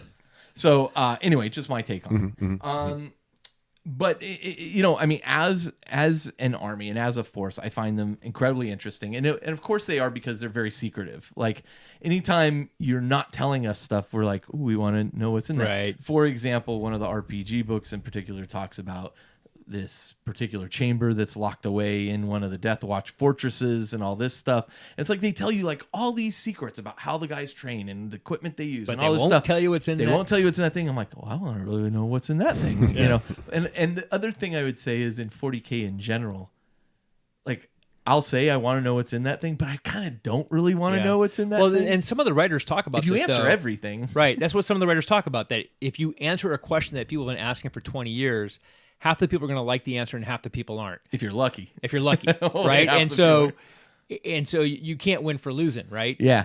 People said they want to know, and then they're like, "Oh, why did you tell us that?" But it's, it's not even just that. It's like a little bit of mystery is nice to have. Yeah. Right? Yeah. Yep. Well, talking about mystery and talking about things that are not quite explained and the secretive nature of the Deathwatch, you talked about the Black Shields, Justin. What are those dudes? So these are just these random dudes that might show up that are a little dishonored from their chapter. They're very secretive, right? They don't really tell you exactly what they are because You don't even know their names. right. And these guys, they don't really have, obviously, the insignia on their shoulder. They're just like these murked out, all black, hooded. I mean, I get a real Dark Angel vibe from them, like Fallen, you know? But it could be like a few survivors from a chapter that was wiped out from some heresy or from some such thing, and these guys just need a home. The last two Death Specters alive. They're like, we're just gonna go. We're gonna go mercenary. Yeah. Or they might have done some possibly bad things, but they're given maybe a second chance. I mean, kind of. Yeah, it's very Game of interesting. Thrones. I mean, it's a short leap of logic from there to a Renegade Space Marine chapter, right? Yeah. I mean, like, Well, what's the difference? And it makes you wonder who are these chapters giving to the Deathwatch? Right. Is it a marching to the wall thing where they're going to the Deathwatch? We told ourselves we were going to stay away from these. Well, no, but I mean, but you kind of wonder, Clearly, you you know, guys if I've got this Ultramarine walking in, it's like, well, how come you weren't good enough to stay with those guys? Why did they send you over here? Are they going to send us one of their best? Or are they going to send us one of their cast-offs? You know? What I find is cool, like with that whole lore piece of how they. I don't think you would want to send a cast off. Because it brings dishonor to your chapter? Yeah, you want to go there and show that you're performing the best, right? Marines Sure. aren't like. I think if they have a personnel problem, they handle it an entirely different way. Yeah. I think it's cool to see that kind of micro and macro scale of like. Brother Gomer, you're at the front of this assault again. Yeah. Man, how lucky is this guy? Right. You know? But you have like these like Space Wolves working side by side with Dark Angels and all these Marines that initially they're like, wow, I really don't care for you. But then through like training together and they actually learn that they complement each other. Right. You know? And can't we all just get along, Space It's Marine like chapters? You know, if you just work together. 1980s movie. Yeah. Where you see these guys get thrown together and you know the A-team and in Steve Parker's initial Deathwatch book novel, Predator. Which was fantastic. Like a guy, you know, they get put in the Deathwatch and then they're stripped of all their armor and everything, and they have to train all over again to fight without armor and all this. And they go into how it's like more difficult training than even they were doing within their chapter. You know, Sure. So I think the homage to any type of special forces unit and any type of real world military is definitely there. Right? Yeah. I mean, I think that's the whole point. Yep. Right. And so anyway, okay. So how do they kind of fit into 40K? I mean, we talked earlier about how they're kind of a specialist role within it. They fit in because there's a lot of damn aliens out there, Carl. They're often sent on these super secret missions to kind of purge, capture, or analyze Xenos activity, and in particular, they've been utilized in the hunting of gene stealer cult activity. I think this is kind of their bread and butter. Yeah, this is kind of the thing that most often gets talked about. It's like, well, there's a gene stealer cult brewing. You know, the Inquisitor may say, "Oh, there's this gene stealer cult brewing." Is it, you know, can I salvage this planet? Do I need to exterminatus this planet? What if I just send in these team of guys to basically figure out, you know, my Inquisitor retinue has figured out where they're located. Now I send in the Deathwatch to go and cleanse them out. Right. You know, And because just- they're and in then a see where hive we're at. city. I don't want to send like a whole chapter of Marines in there. And Right. these guys are armed to the teeth with all these special weapons and stealth technology Right. and all this. So, And their organization is all different too. They're not in a chapter. They're called, each one's called a watch fortress. right. Right. And their organization is a little different from the Codex Astartes Quite because different, they're yeah. not a chapter. Right. Right. So talk about that. Talk about their organization a little bit. as So well. there's typically in a watch fortress, you're going to have your watch commander, and then you're going to have your librarians and your chaplains and the ancients like you would in any chapter, but they're pulled from different chapters as well. So, you know, it's not just like a group of Deathwatch librarians. They all come from different chapters. And then there's typically 5 watch companies. Yeah. And the 5 watch companies are going to have their own watch captain. And then each of those 5 watch companies will have 5 to 7 kill teams. So that's kind of how you make up your general watch fortress. And they're not, like you said, it's not 1,000 Marines. Right. It's a smaller detachment, it's a smaller organization, and their whole structure is different than what a basic chapter would be. Because within each watch company, you could have a kill team that has a Terminator and a and a biker and a heavy weapons dude. Well, they're all and kitted out for the specialized mission in whatever theory they that are, they're going to go do. Right, and in fact, different kill teams that have like different types of kill teams. A Purgatus kill team or a Furioso kill team. They may have these where they have these different focuses or foci for it. And don't they have like a Thunderhammer and Storm Shield company in there? Because they always have those in their units. No? Yeah, on the table you see the whole time. I love that shield. Oh yeah, with the eye on it. Yeah. Oh yeah. God. Anyway, yeah. So it's a whole different type of structure for them. And so basically, what will happen more often than not is an Inquisitor from who's working with that particular fortress will come in and say, I need a kill team for this, that, or the other thing. And usually it's like this ominous thing where he's like observing them with like the whatever he's called, the watch commander. And then he's like, okay, well, I want this team and I want that team. And then he takes them and goes off and does whatever. And they're not, this is the other thing I would add is that they're never supposed to talk about the missions that they perform. When they return to their chapter eventually, they get to keep the Deathwatch shoulder pad representing I went and performed my duty and served the chapter in this capacity, which is kind of seen as a mark of if they return. If they return. Yeah. And if they don't return, like the Inquisitor just shows up and goes, yeah, we need more Ultramarines. But they do have dudes who become lifers. Yeah. Oh, for sure, too. And they're the ones who become like the ancients and stuff of the chapter. Yeah. Yeah. Sometimes they never go back to the chapter. But even like the Watchmasters could potentially be like relieved of their duty. Not that really happens at all, but potentially they could be. But there is definitely a split that kind of occurs where you either go, I'm going to stay with the Deathwatch and further my career here, or I want to return to my chapter and do whatever. And to your point, you may, as a Space Marine who's in the Deathwatch, you may have been, I don't want to say unhappy, but to your point, there may be some issue that you have, or maybe there's some perceived honor slight or something that you did, or you didn't accomplish a mission and now your honor has a mark on it and you're serving in the Deathwatch to atone for that. Yep. But you may end up saying, I'm just going to stay here and I found my new home. Right. So it's just very interesting. It is. I think it makes for a really cool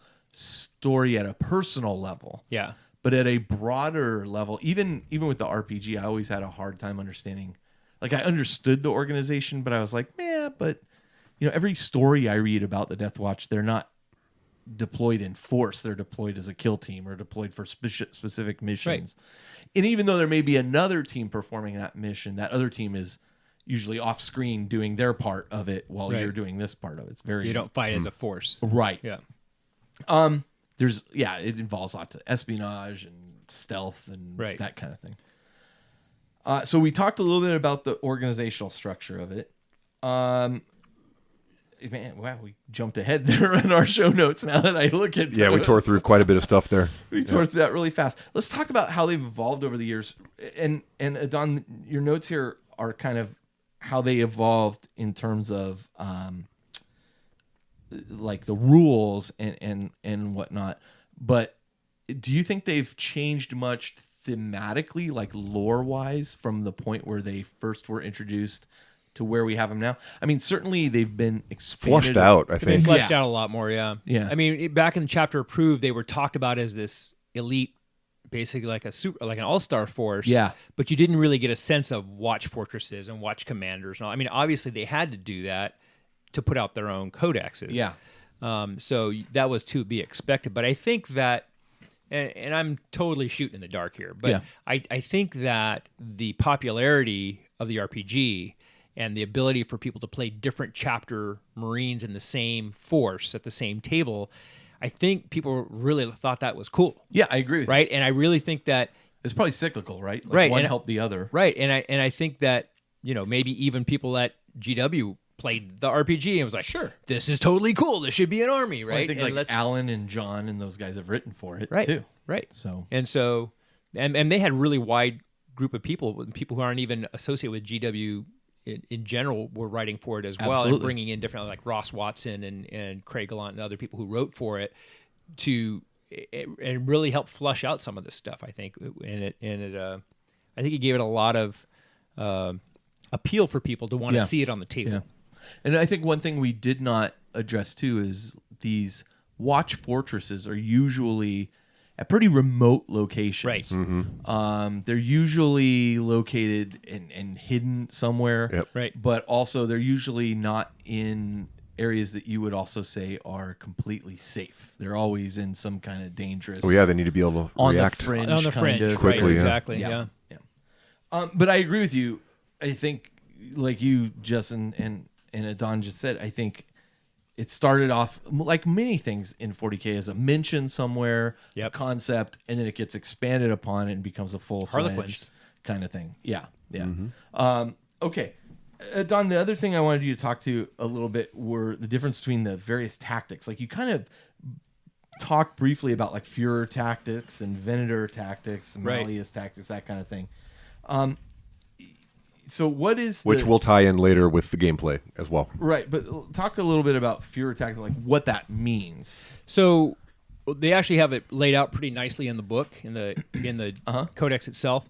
But they kind of lay out 6 kind of main foci for the different kill teams. So you've got the Aquila kill teams, the Führer kill teams, the Pregatus kill teams, Venators, Malleus, and Dominatus. Okay. Right, and each of those is going to have a different kind of focus. Okay. And so, just for example, I'm not going to read them all. Sure. But just for Give me- example, give but me like the 3 Führer, different ones. kill team, they place an infantry on long range weaponry and get kind of knock their heads down, and then they send in the Terminators with their lightning claws and just clean up, clean house after that. When you comes say in. long range weapon, you like heavy weapon type Right, stuff, not right, like right. sniper. frag cannons, Inferno heavy bolters, that kind of stuff. it. So basically, you'll have like a heavy, hard-hitting, like let's kill the tanks, kill the heavy tyrannid creatures, the big dogs, and then you'll have like one that specializes in clearing hordes. Right. So right. we'll have lots of flamers and frag cannons, and things then that you would use against large amounts of small, less tough enemies. Yep. And then it's funny though, because in each one of those, they'll always talk about a Thunderhammer Storm Shield.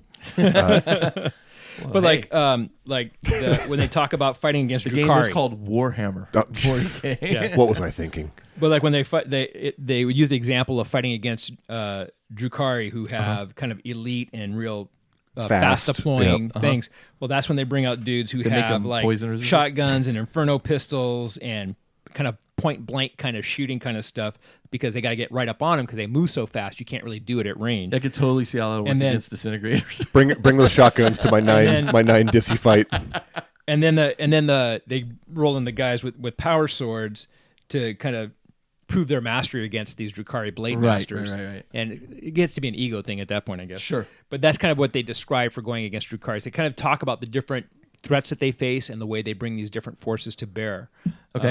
So that was the Dominatus kill team is the one that has the power swords and the Inferno pistols and goes after the kind of the quick elite forces. Sure. So I mean that's kind of how it goes, and it's neat to me, I think, because as Justin was saying, you can kind of get a flavor for what each of these 6 are, and you could build your kill teams like those 6 things. Right. Yeah, I And mean, you when you're have those building 6 your list, you could literally build your squad like, hey, I want this to focus on this one battlefield role. Right. And then not only do you equip them to do so, but the stratagems and the rules Right. allow you to make that even deadlier. Right, exactly so it's right. super cool. Yeah, and so you could use these 6 boxes on the page Yeah. to build your 6 kill teams, Right. and there's the core of your army. Which is interesting too, because it gives you like an idea of, well, how do I use each of these units? Oh, well, these guys are clearly long range shooting units. Right. So yeah, I'm going to take one of those, and then I'm going Right. to take one of these. So Right. it kind of almost builds a roadmap for you. Yeah.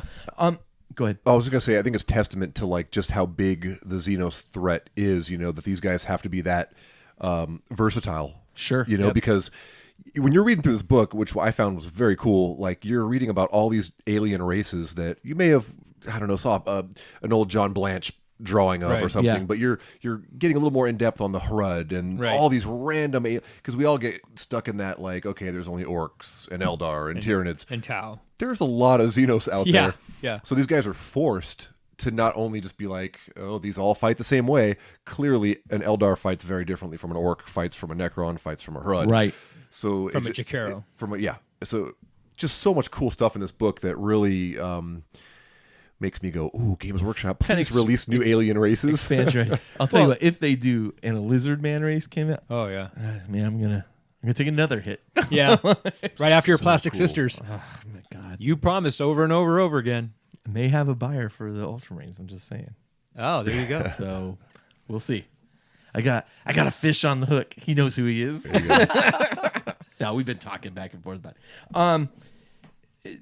So how would you say, one of the other questions we talk about in the Show of Force episodes, how is this army kind of driven, or this force driven events in the universe? Like when we talk about the Eldar, they were literally the birth of Slaanesh as a result of, their debauchery and all that. Clearly they had a dramatic change on the universe in 40K. They have, but I think it's been more like in the dark, more subtle, like almost very, when I was reading through the book, it felt very Eldari to me. Like a lot of the things they Around do the edges. around the edges, or like doing some pretty messed up stuff to kind of like change the tides of Sure. how things are going. It's Kind of Alpha Legion-y.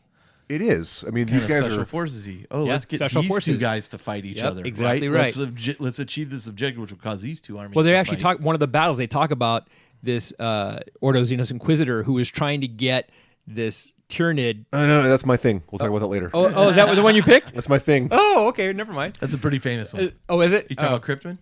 yeah. Yeah. Okay. Never That's mind. a pretty darn famous one. But, But I like you it. can have it. I like Okay, it, thanks. Yeah.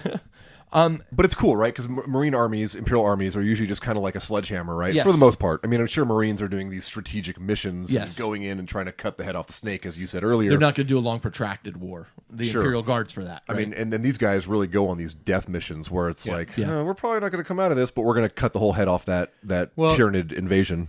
To me, like and I hate to use a real world example, but the dudes who went in to get Bin Laden. Yeah. I mean, that was a total Deathwatch mission, right? Sure, That's sure. what the SEALs do. That's what Delta Force does. That's what those guys did. In the Deathwatch true. Tablet game, the Yeah. mobile game, which, by the way, is a fantastic game. If you have not played it, it is worth getting and playing. Like, I literally wish there was a tabletop version of it because it's Yeah. really cool. In that game, one of the missions your guys are doing is you go onto a hive ship and you're supposed to poison these spawning pools. Right. Right. And so, like, that's the kind of thing they would do. Yeah. They get injected into the thing and then they go around and basically poison all this stuff. And with so you this- never really, from the outside, you never know what their impact was. Sure. You just all of a sudden, this Tyranid infestation died out and you don't know yeah, why. Yeah. But I kid you not, that game is amazingly fun. I've spent tons of time on it. So And maybe some in-time purchases? maybe a few. Like, I'm very, like, not. I know you don't like those. I don't like the microtransaction Yeah. stuff. I probably dumped a good $40-$50 on that. Wow. game. It was fun, and I enjoyed, and I felt like it was money well spent. Cool. Because I enjoyed it. But those are the kinds of missions we're talking about, and so anyway, like you said, most of their activities are typically kind of shrouded in secrecy. So the stories that we read about, and even the lengthier books, we don't know much about what they've accomplished, and all their work is kind of behind the scenes. Right.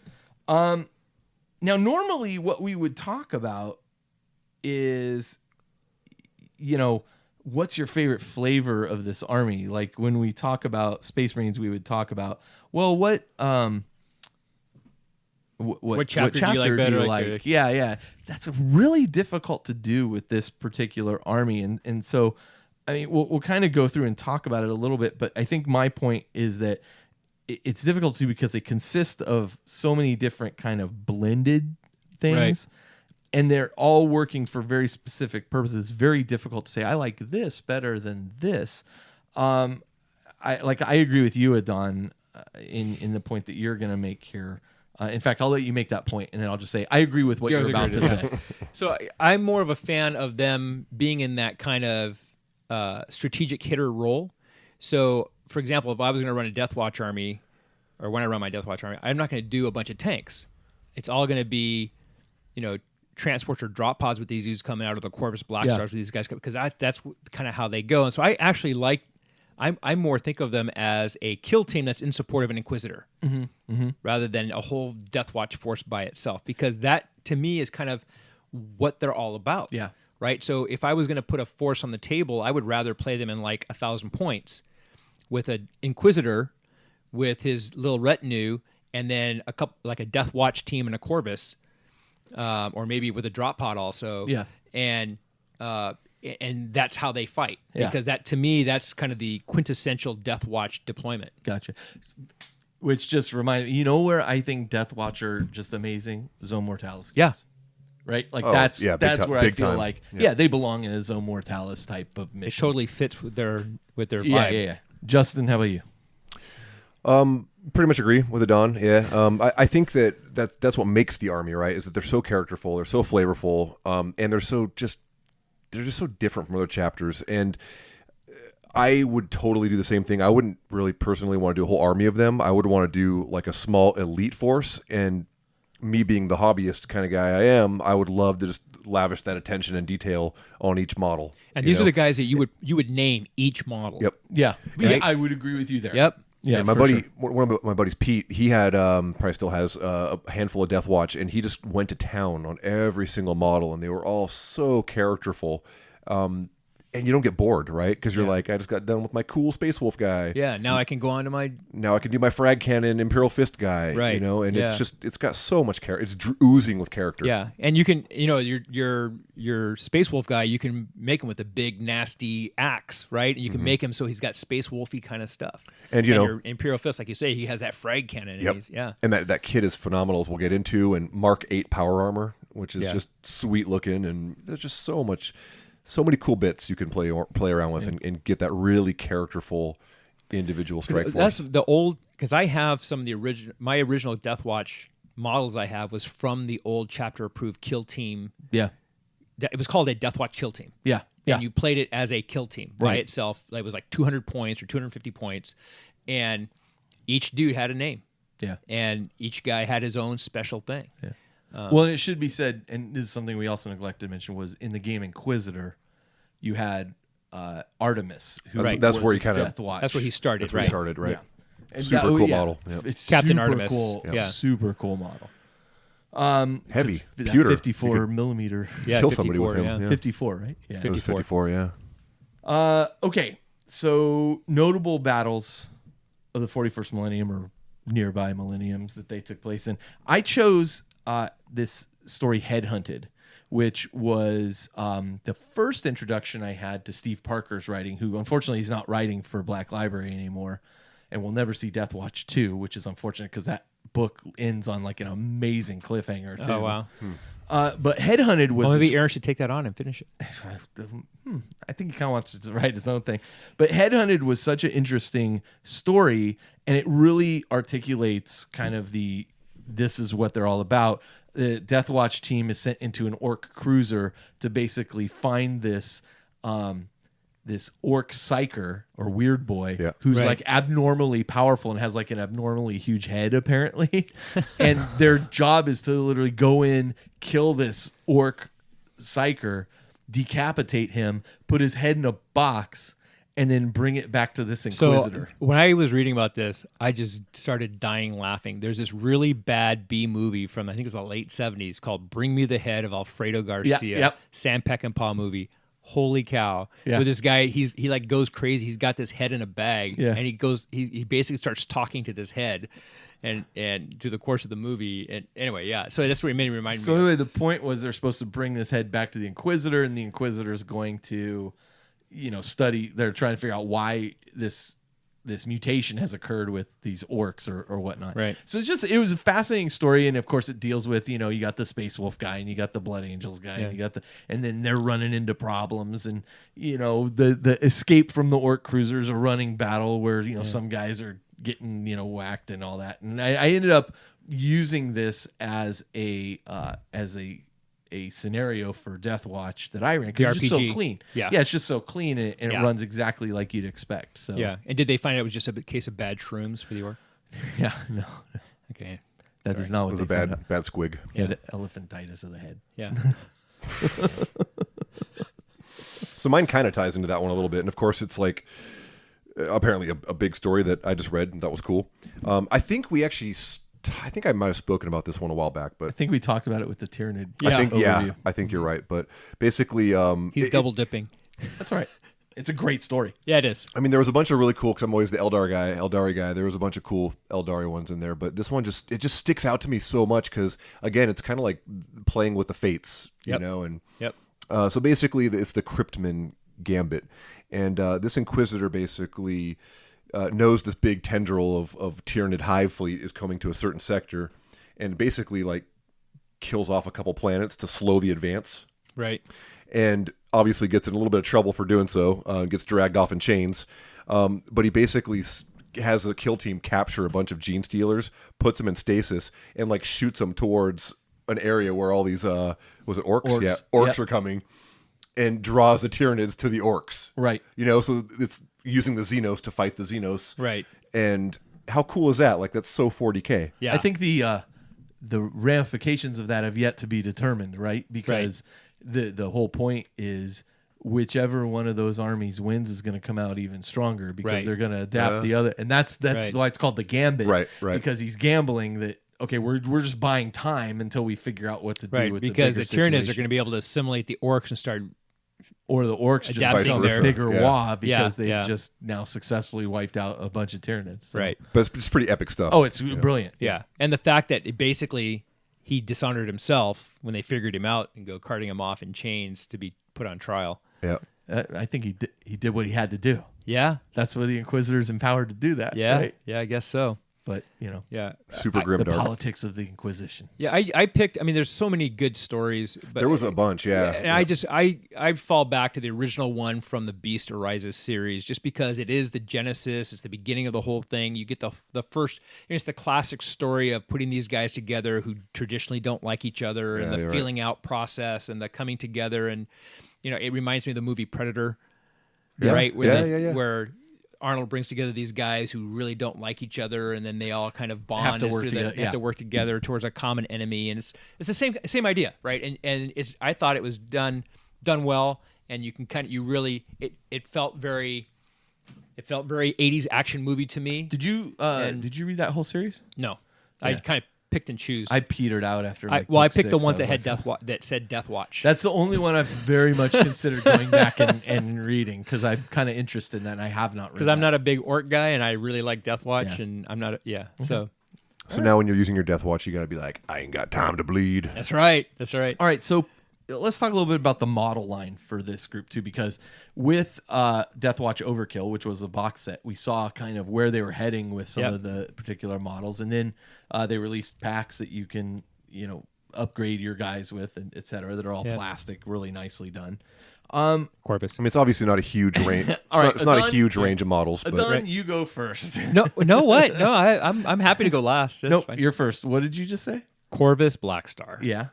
The Corvus Blackstar. It was when they came out. To me, it was such a revelation. It looks like a flyer that actually could fly. was that the First of all. original dry fitter? No, No. that was a Ooh. Xiphon Interceptor. that's- That was Life on. Damn it. because Was these it? guys actually, I built them. I like this model so much that I had bought 3 of them and I assembled them all at the same time. I remember that. Yeah. I spent a whole, I think it was a weekend, and I just assembled these things and made them all slightly different with the air brakes that they have. They have these really cool air brake things that can come up to show that they're turning and stuff. And I just really like those models. It's a good looking model. And I like the iconography Inquisition on it is the cool. Inquisition Yep. doors on the front. You can just really picture the guys coming out. I actually thought about, should I have one open with the dude kind of fast roping out? I mean, it's just, they're such cool models. And so, yeah, that's definitely my first And it was one. like the first transport, too, that you could, like, teleport a bike in. Yeah. That's Riding true. the bike out of the That's true. out of the Corvus. Oh, So That's pretty metal. yeah. for me, I'm going to go with Watch Captain Artemis. Again, this was a model in 54 millimeter scale, which is just incredible. If I can find him somewhere, Yeah. I may just get him just to have on the shelf because he's think so I actually have him. freaking cool. I have the Inquisitor. Nice. I have what's his name? Eisenhorn. Yeah. Yeah. That's who what I have just with the sword. yeah. Yeah. But He's a good sculpt though. He's like just he's a great charging forward. Jess like- Goodwin sculpt. Yep. He did that 54 millimeter sculpt. Yeah, It's yeah. just beautifully done. He's really, really cool. And now we have him in 28 millimeter scale, Yeah. which is great. I was They excited. stayed to pretty see if true they to did. it. I think his head came out pretty Changed different. a little bit of the pose and stuff, but that's okay. I mean, it's still him, Yeah. and you can tell it's him. I agree with you. The head's His a head's a little jarheady, but yeah. but you can tell it's him, and Yep.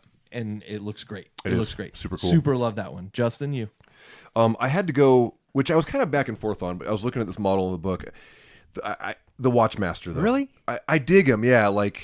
He's static though, But he should be, though. That's okay. He should be. He's watching. because he's a HMFIC. Not only is he watching, he's a master of watching. Come on, man. He's Walked like, right he's into back that. there like, yep, I'm watching, and I'm watching. So yeah, that's the kind of model. Even if he wasn't in your army, you'd like put him up on a building off to the side Yeah. because he's watching. Yeah. Yeah. But like, There's nothing creepy about that. No, no, no. Sculpt-wise, like, I just think it's super cool. You cannot understate the details on these models. Yeah, right. Oh wow. Like you can spend as long as you want painting these. You can't overstate it. And Right. black is a pain in the Thank you butt for correcting to that. paint. I totally used that wrong. Anybody thinking they're going to do this army and just make it look amazing and it'll be quick, you're wrong. Black Yeah. is You're is so wrong. tricky Yeah, to it's paint. hard to make it look good. Yeah. Yep. So moving on from that, let's go back to Adon. So Justin keeps talking about it, but the dude with the big Inquisition shield. Yeah. I love that shield. I like that model.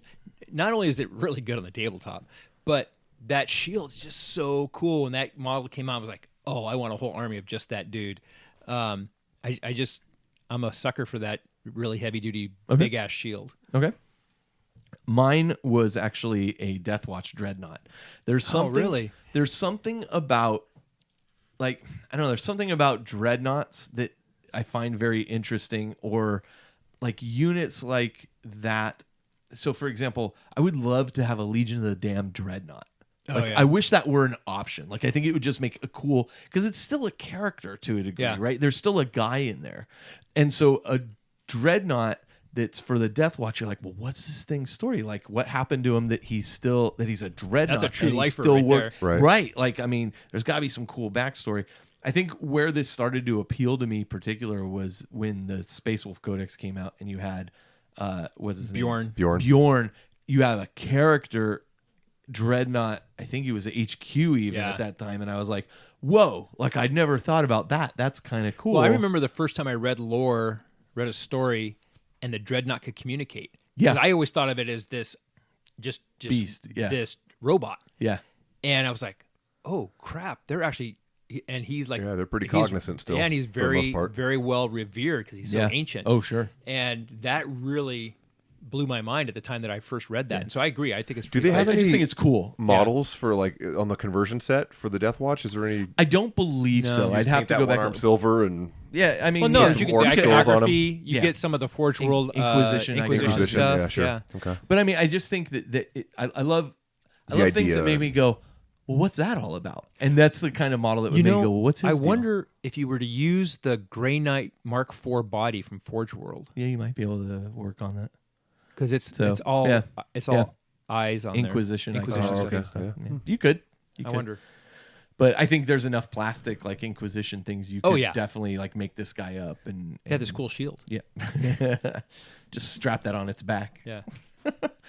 Justin. I'm changing mine up from the show notes for sake of interest. I would say just the basic Deathwatch set Squad. The squad. I mean, Yeah. they're Yeah. Solid. their armor looks super cool with that Mark 8 and the high collar. Yeah. And they got ammo all over them. They're just slick looking That's Marines. one of the things I thought was a really cool feature. The fact that they put the ammo on them, because that's one of the features of the army. They can change ammo. Yeah. Yep. So Oh, they that's a have the good different point. ammo on there. I thought that. Oh, that's Yeah. brilliant. I got to say, I mean, you look at that kit, and I don't think we would have that kit if you didn't have. I just remember when the new Space Wolves, when they were new, and that kit came out, and I'd never seen That much. that much detail and Yeah. plastic done on a kit before, and then that came out, and The then after upgrade that, kit. the Blood Angels came out, and you were like, Yeah. whoa, they are really stepping up a notch. And I mean, we are seeing more and more what they can do with plastic. But that kit is the one you're describing is just a great kit all around. So many. I mean, even if you don't play or plan on doing Deathwatch, you probably still want to buy that kit as a Marine player just for all the different heads and different, body options. And you can give me the frag cannons. Yeah. Yeah. All right, so let's do this. Let's take a short break. We're going to come back. We'll continue to talk about Deathwatch a little bit, but we'll be right back.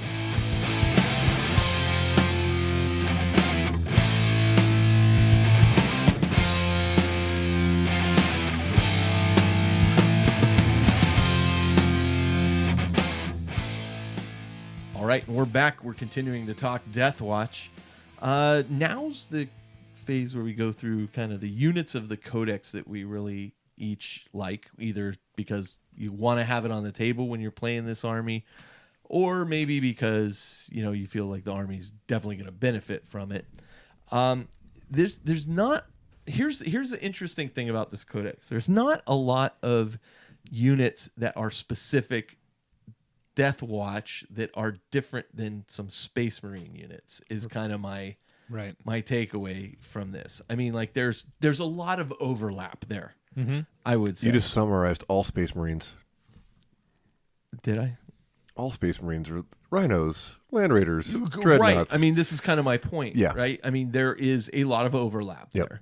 So, hence we haven't done a show of force Imperial Fist, show of force. Right. But there are some things that are specific to There Deathwatch. are absolutely some things that are specific, but I'm going to let you guys primarily talk about those. I will say, and again, this is kind of an overlap. The one character that I really, really like is simply the Deathwatch chaplain.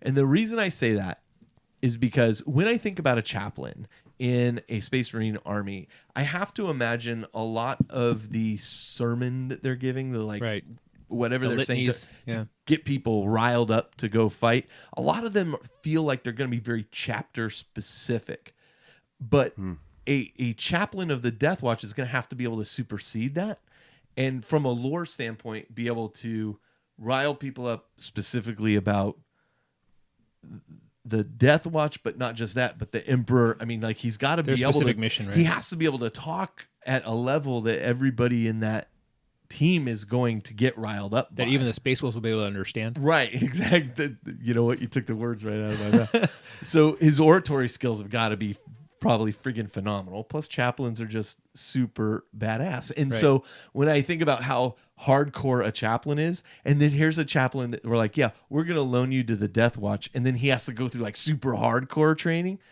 It's like, sending Father Mulcahy from MASH to the SEAL. I never considered that, He but comes yeah. out looking like the Rock. Yeah, exactly right. So anyway, for mine, I chose the Deathwatch chaplain kind of as my HQ kind of character choice. Adon, let's start with your first one. So for me, it's just the basic 10-man Primaris kill team. See my point made right there. Right, except that what makes them unique is that you can mix the different dudes in there. Yes. That is cool. Right? Yeah. So if you have like... And I think that fundamentally speaks to the point of the Deathwatch and their flexibility within even their units. Right. Right? Okay. Right. So if you have a unit, for example, that has like 6 intercessors, 3 Hellblasters, and an Inceptor, right? It has so much flexibility. You can combat squad them, and when you combat squad them, you can mix and match what goes in each of those 5-man Yeah, that's a pieces. really good point. They have 2+ to hit with special ammo, and their bolt rifles are always -1 AP. And if you have your Watchmaster, then you can pick a specific Force Org slot where they're re-rolling 1s. Yep. Right? And then, you've killed off that Force Org slot. So for a 2 command point stratagem, you can change Force Org slots. And now you're just decimating people with fire. Yeah. And the Hellblasters are already nasty. Yeah. Right? Oh, for sure. Right? And so the cool thing is if you have one dude of a particular unit, they all can use his thing. So let's say you were to throw a Reaver in there. Well, now his squad has his ability. Interesting. Right? And so just the flexibility of that Primaris kill team is just clutch. And also their weapons have a little longer range. Yep. So they're, Yep. yeah. That's a really interesting point and one I hadn't considered. And I will say this is actually the codex where we're starting to see Primaris Marines and the Deathwatch in it, which is really nice. Even just like 10, like mixing and matching flexibility wise, super cool. But even just 10 Primaris Marines with all those re-rolling ones to hit and ones to wound, depending on your target, you're going to be putting some bodies down. Yeah. And the fact, but I like the fact that you can mix and match within the same unit. Yeah. You know, and Okay. And the stratagems really, really support They really do. that tactic. Core. And that's what's really cool about this book is that they really are hitting their stride on having relics and stratagems really enhance the units and enhance the army. Yeah, big time. Justin? I had to go with the Corvus. You know, I think I just went to my brain. If I'm going to do this army and I'm going to commit to it, I would hands down start with like three Corvus. Three Corvus, I you know, and just agree. fill them up. You'd assemble them in one weekend. Yeah, it's the Have only an way army. to do it. It's only like 30 dudes. Yeah. I love the model. Gameplay wise, I don't think it's like OP. You know, it might not be the best route to go, but the damn thing looks so cool and it just fits the army so well. Yeah, I would agree. I would agree. I'm definitely go that route. Don? Oh, I agree, completely agree. Corvus was one of my choices as well. There's your bullet point. Corvus Black Star. Yeah. And you know, it's interesting because one of the guys that I play with relatively often, talk to Anthony, a local guy who he plays Deathwatch and has since the very first codex, and you know he just loves this book because of the fact that they really, like I was saying, the relics and the stratagems really seem to really hit the mark on what you are trying to do with this army. Yeah. Yep. Okay. And I mean, on that note too, like I would take the Watchmaster absolutely. in You have every list. Every because, list. I mean, command points, as we all know in 40K, are so clutch. So it's everything. You know, it turns a basic unit or a failed shot into a hit, right? Right. And this guy allows you to like change your tactics every turn, which is awesome. You know, you're like, okay, boom. And he has to be within 6 inches. It's very Deathwatchy of the units. Yeah. But you're like, okay, I need to do this task. I completed it. Next turn, hey, look, there's a tank. Switching tactics. Yeah. Bring the tank down. You know, so it's, I think most people focusing on a whole Deathwatch army would not leave the fortress without one of these guys. Yeah. Well, so let's Watchmaster, 3 Corvus, and then add stuff. Yeah. Okay. And then so let's talk about this army in competition a lot. Like, you're not. I don't know. I don't see it being a super high competitor in tournament scene yet. I still don't even actually see it happen. Well, I don't know about. I mean, yeah, maybe not meta wide across the country. You're right, but locally. Here's the thing. I think it's going to catch people off guard sometimes. Yeah. I think people aren't going to see it very often, and so then when they do see it, somebody may have developed something that you haven't seen. Well, before. we also have the Orc decks on the horizon. Yep. Gene Stealer Colts on the horizon. Yep. And a lot of these guys' stratagems are brutal for, you know, I mean, if you Any have kind of orcs, here's the point you're going to make. If you have orcs players that are coming out and just, chopping heads off left and right and just brutalizing people, you might see Imperial Suit players taking like a little patrol detachment of these guys for that one orc stratagem that just, for every orc you kill on Overwatch, they lose an inch off the charge. Yeah. So, and That's if you nasty. have a couple frag cannons in there that are hitting automatically, that orc unit's not going to charge you. Right. So Good point. That was the one stratagem that kind of stuck out to me the most in the book as anti-orc. The anti-Eldar one is like, okay, you know, it's a little easier to hit my flyers and right. And Eldar, they have so many options that won't necessarily hurt them as much. And well, we haven't seen the workbook. We don't know how flexible this is. I think as far as a whole 2,000 point army of these guys, like they're pretty pricey. You know, it's kind of like the Grey Knights treatment. You know, they're so It's an specialized. elite army. Yep. And here's the other problem with that flexibility that we were talking about earlier with your squads. Well, what happens when you lose one particular guy out of that squad or another particular guy? Now that squad, it's not just reduced in effectiveness because it lost a guy. It's reduced in effectiveness because it lost a guy whose special ability or weapon was this, which made that unit now broken. That now it no longer has that ability. So it's like double impact. Competitively, I foresee And people not the Jean-Claude Van taking Damme. like the 10-man Hellblaster unit, with a character nearby for the rerolls, as opposed to like as cool as like taking the Aggressor and the Bike and the Terminator with the Storm Shield or whatever. Yep.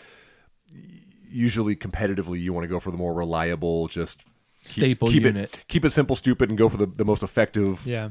Yeah, but I see. Well- But then the problem becomes you're just running a Space Marine army. Yes. Well, I think that, I mean, when this army came out in 7th Ed, for the people who were running it consistently, you were seeing frag cannon spam, Yeah. right? And That what weapon you're, is really good, man. yeah, but what you're Yeah, seeing that now is true. with this codex is you're seeing people feel stuff that's with more variety. Like, for example, I've been chatting back and forth with Anthony about this because when this book hit, I was like, dude, you got to tell me, how does this change your perspective? And he's like, Primaris is the thing. Yeah. You know, and he's really seeing sure. how that really is going to have a big change. And he says, I'm not going to be running 137 frag cannons anymore. Right. Right? Because the flexibility you can do with the Hellblasters and the Reavers and the Intercessors and stuff. Yeah. So I think that, I mean, he does very well. He's typically top 5, top 10 or higher, not top 10, top 5 in the local events that he's playing. Is he the only Deathwatch player you're seeing at these events? I don't know, but as Deathwatch, he's doing wonder. well.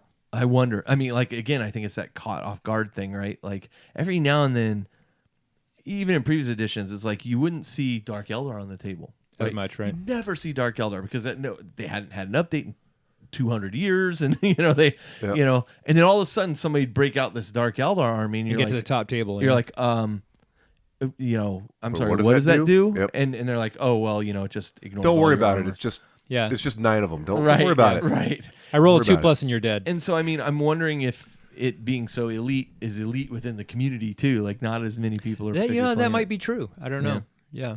I think So- time will tell. You Yeah. know, it's a brand new book, and I think So all it's of kind of us, hard to tell still. we're all still figuring how to play this damn game. Yeah. There's so much change coming, and Yeah. then just when you think you knew what was going on, okay, here's Somebody a big figures FAQ. something else out. You can Yeah. only take 3 of those units, and you can't deep strike in my back lines, and Right.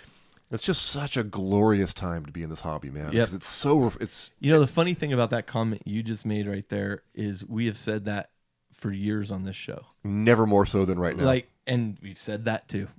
I mean, it I don't know. if- 7th edition had some pretty rough. 6th edition, But look at how much for the game, right? And here's I mean, you can look through rose-tinted glasses back at 5th edition and 4th edition.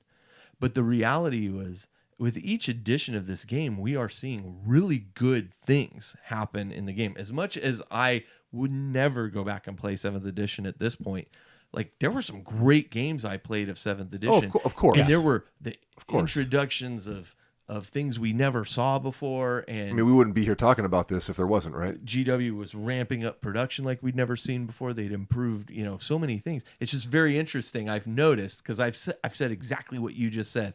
Man, this is the best time to be in the hobby. I'm like, man, I've said that before. It just keeps getting better. But I mean it this time, Carl. okay. Damn it. 9th edition will be like, yeah, this time's terrible. Get out while you can. No, I know we always get accused of being it's- fanboys, but sorry, forgive me. It's just Yeah, awesome. I don't care. I like don't care either. I think I like 6 better than 7th, but yeah, I agree with you. Right now, I mean, just the piece that you were talking about, 8th edition came out and they said, look, we're doing 10 codexes by the end of the year.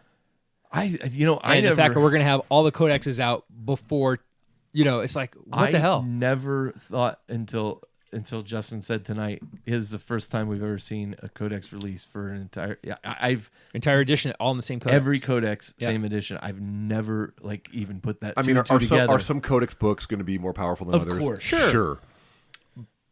But Jakari? has Robert been IMing you? No, but man, you gotta. It's hard to get bored. I know we're a little at this off point. topic. This Yeah, point yeah. in time, How could you? So, like, kind of bringing it back to the Deathwatch in competitive play. I mean, we'll It's see. too soon to tell. It's too Yeah. soon to tell, but Yeah, I agree. hey, if you like a faction or an army that much, it doesn't matter if it's like the bee's knees. You'll find a way to make it do work, Right. And you'll catch a lot of people off There's guard. definitely a lot of tools in there. Yeah. A lot of tools in there. Yeah. All right. Okay. So, well, I was gonna have an interview with Justin Hill. I'll try to have that interview and maybe put it into our next The Warrior episode. Lodge one or Maybe I something. can put it into that Warrior Lodge episode. But he and I, again, scheduling has been an issue, and I kind of screwed up because I had something going on. I didn't really. Anyway, long story And short, he's 8 hours ahead of us. I will try to get Justin on an interview and put him into our next episode to talk about this, because he's He's written some Deathwatch stories, in particular one in the I think Deathwatch Engage book. But let's talk a little bit about Black Library. And in the meantime, you can buy Viking Fire and read that. There you go. Have you read it? Yeah, absolutely. Is it good? Yeah. I thought it might be. I need to check it out. Yep. Justin Hill is a fun author. Yep. Great guy. Good stuff. So anyway, we'll get him on hopefully by the time I record the Warrior Lodge episode. Now, the other thing I would say is, unfortunately, the naming convention of books for Deathwatch Don't search Deathwatch on Black Library. became a little confusing. I mean, like, they released a book, the Deathwatch Omnibus, Yeah. Which But is different than the Deathwatch novel. which is definitely Deathwatch, the novel by Steve Parker. Then there's Deathwatch, The Walker in Fire. which is a There's- short story. Yeah, Headhunted, the short story, which is, by the way, in the Deathwatch Omnibus. So there's a little bit of kind of screwy stuff going on here. Imperial Armor Volume 2, Space Marine Forces of the Inquisition. I don't know why that's listed here under the Black Library books. I don't either. I think that's you. Is that me? Yeah, Sorry. it's okay. Last Watch, Machine Spirit. I typically don't list short stories, but Right. there are a lot of short stories here for the Deathwatch in particular. Xenos, the novel by Dan Abnett, has. Well, and there's Justin's book, The Storm of Damocles. Yep. Really good. Anyway, there is, and all joking aside, actually, you can go to Black Library and type in Deathwatch. Yeah, The thing is, you have to Absolutely. really look carefully to see, have I read this before? Have I not read this before? I will say that of all these stories, my favorite, absolute hands down favorite, is still Deathwatch by Steve Parker. It is such a great book. I am so disappointed there's not going to be a sequel because it ends in such a great way, and it deals with a Deathwatch team that's just freaking awesome. They're all very unique characters written to them, in very different ways. Gets your buy-in pretty good. You get like a lot of secrecy going on with this Inquisition person. They're dealing with a gene stealer cult, but what's the Inquisitor's real, objective here that Right. not even the Deathwatch knows? I mean, it's freaking awesome story with many layers. And it's worth picking up and checking out if you can get it or you read and it. it's not on Audible. It is not on Audible. You have to get the God, actual. speaking of, I've got like 5 credits that built up. Dude, there's so many I don't good. know There's how. so I much just good stuff up breeze there. through stuff. I do. Yep. So, whole bunch of Deathwatch stuff you can search out. Storm of Damocles by Justin Hill is absolutely a good novel to read. But so take a look. There's a lot there. Not as much as many things, but obviously a lot in support of the release of the Codex, release of the Right. game Right. that came out, the Deathwatch, RPG. not the RPG, but the The board board game. Yeah. What was the Deathwatch? I said it earlier. Overwatch. Overwatch. Overkill. Overkill. Deathwatch Overkill. Deathwatch Overkill. Yeah. So Kill, death. Yeah. Die. Death Kill Overwatch. I do Just- mix up Deathwatch and Legion of the Damned frequently. Really? Just when I'm talking about Oh, something, I okay. will. Anyway, supporting supplements. So obviously we talked about Deathwatch, the RPG, the core rulebook. It's no longer for sale. You can, I think, get PDF copies of it. RPG drive-through RPG. Yep. And occasionally, there will be bundles that you can buy. Yeah. Yeah. It's a great game. We had a lot of fun playing with it. I didn't play it extensively. I do like the ability to pick a different chapter Yep. and a different kind of character that I Yep. want to play a Devastator Marine who's a Blood Angel or a Space Wolf or whatever.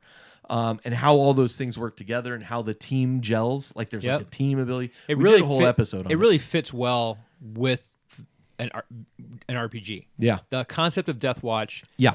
fits so great with playing an RPG. Yeah.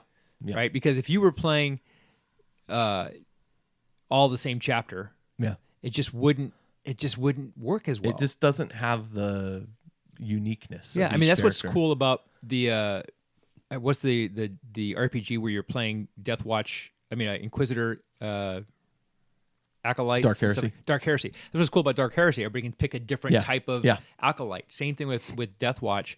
Everybody's picking a different type of Marine, and I mean just Yeah. going back and forth playing a Black Templar giving the Ultramarine crap all Yeah, the whole night. It was I fun will stuff. say a lot of the Black Library stories about Deathwatch do devolve into stereotyping oh well, the Ultramarines a stodgy guy who thinks he's better than everybody else, and the Blood Angel guys, fighting against this rage that he's keeping secret from everybody. And And the Space Wolf is an alcoholic. Yeah. I mean, it's It always is. He's always not always, but from the early ones. Yeah. They were, Space Wolf is the alcoholic.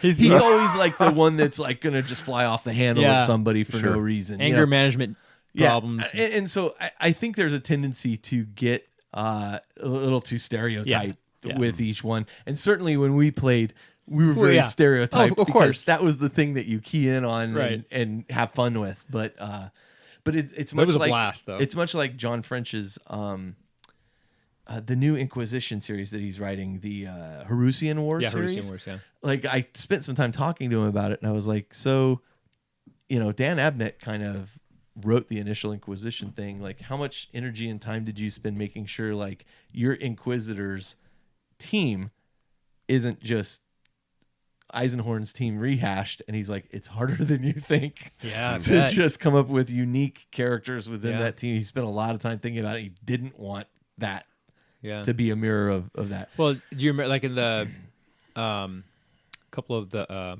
Sisters of Battle novels, there's an Inquisitor there with has a kill team. Yep. And you kind of go, isn't that Eisenhorn's group? Yeah. So I mean, it's hard to plumb some of those depths without making a very stark, like, this is what you can expect from this guy, right? The great thing about the Deathwatch game too was there was a ton of supplements that came out for it. Yep. There was the Game Master's Kit, which was the screen. It had a short adventure in it. You had the Emperor Protects, which was just like an adventure anthology. Rites of Battle, which introduced new character types, the Chaplain and various new weapons and that. The kind Chaplain of thing. was a cool addition. For sure. Mark of Xenos, which was a source book for like aliens, heretics, and demons to use as foes, kind of like the monster manual of D&D. The Achilles Assault, which was about like kind of the Jericho Reach campaign area, which was the default setting for the Deathwatch RPG. Right. And kind of gave that area to FFG to play with. Yeah. So it talks about the watch stations located there and what the Jericho Reach is and all this stuff, which is actually, it's a fascinating area. That book, the Jericho Reach supplement, is a cool supplement because for sure. Yeah, for sure, it's fantastic. First Founding, which was great because it introduces chapters that weren't covered in the core book that were part of the First Founding chapters. So, like, I think Salamanders got added. It out, which was really, really cool.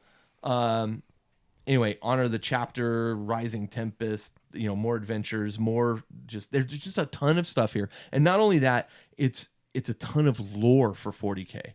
Yeah, that was all approved and written and cycled through the 40K machine and written by some 40K authors as well.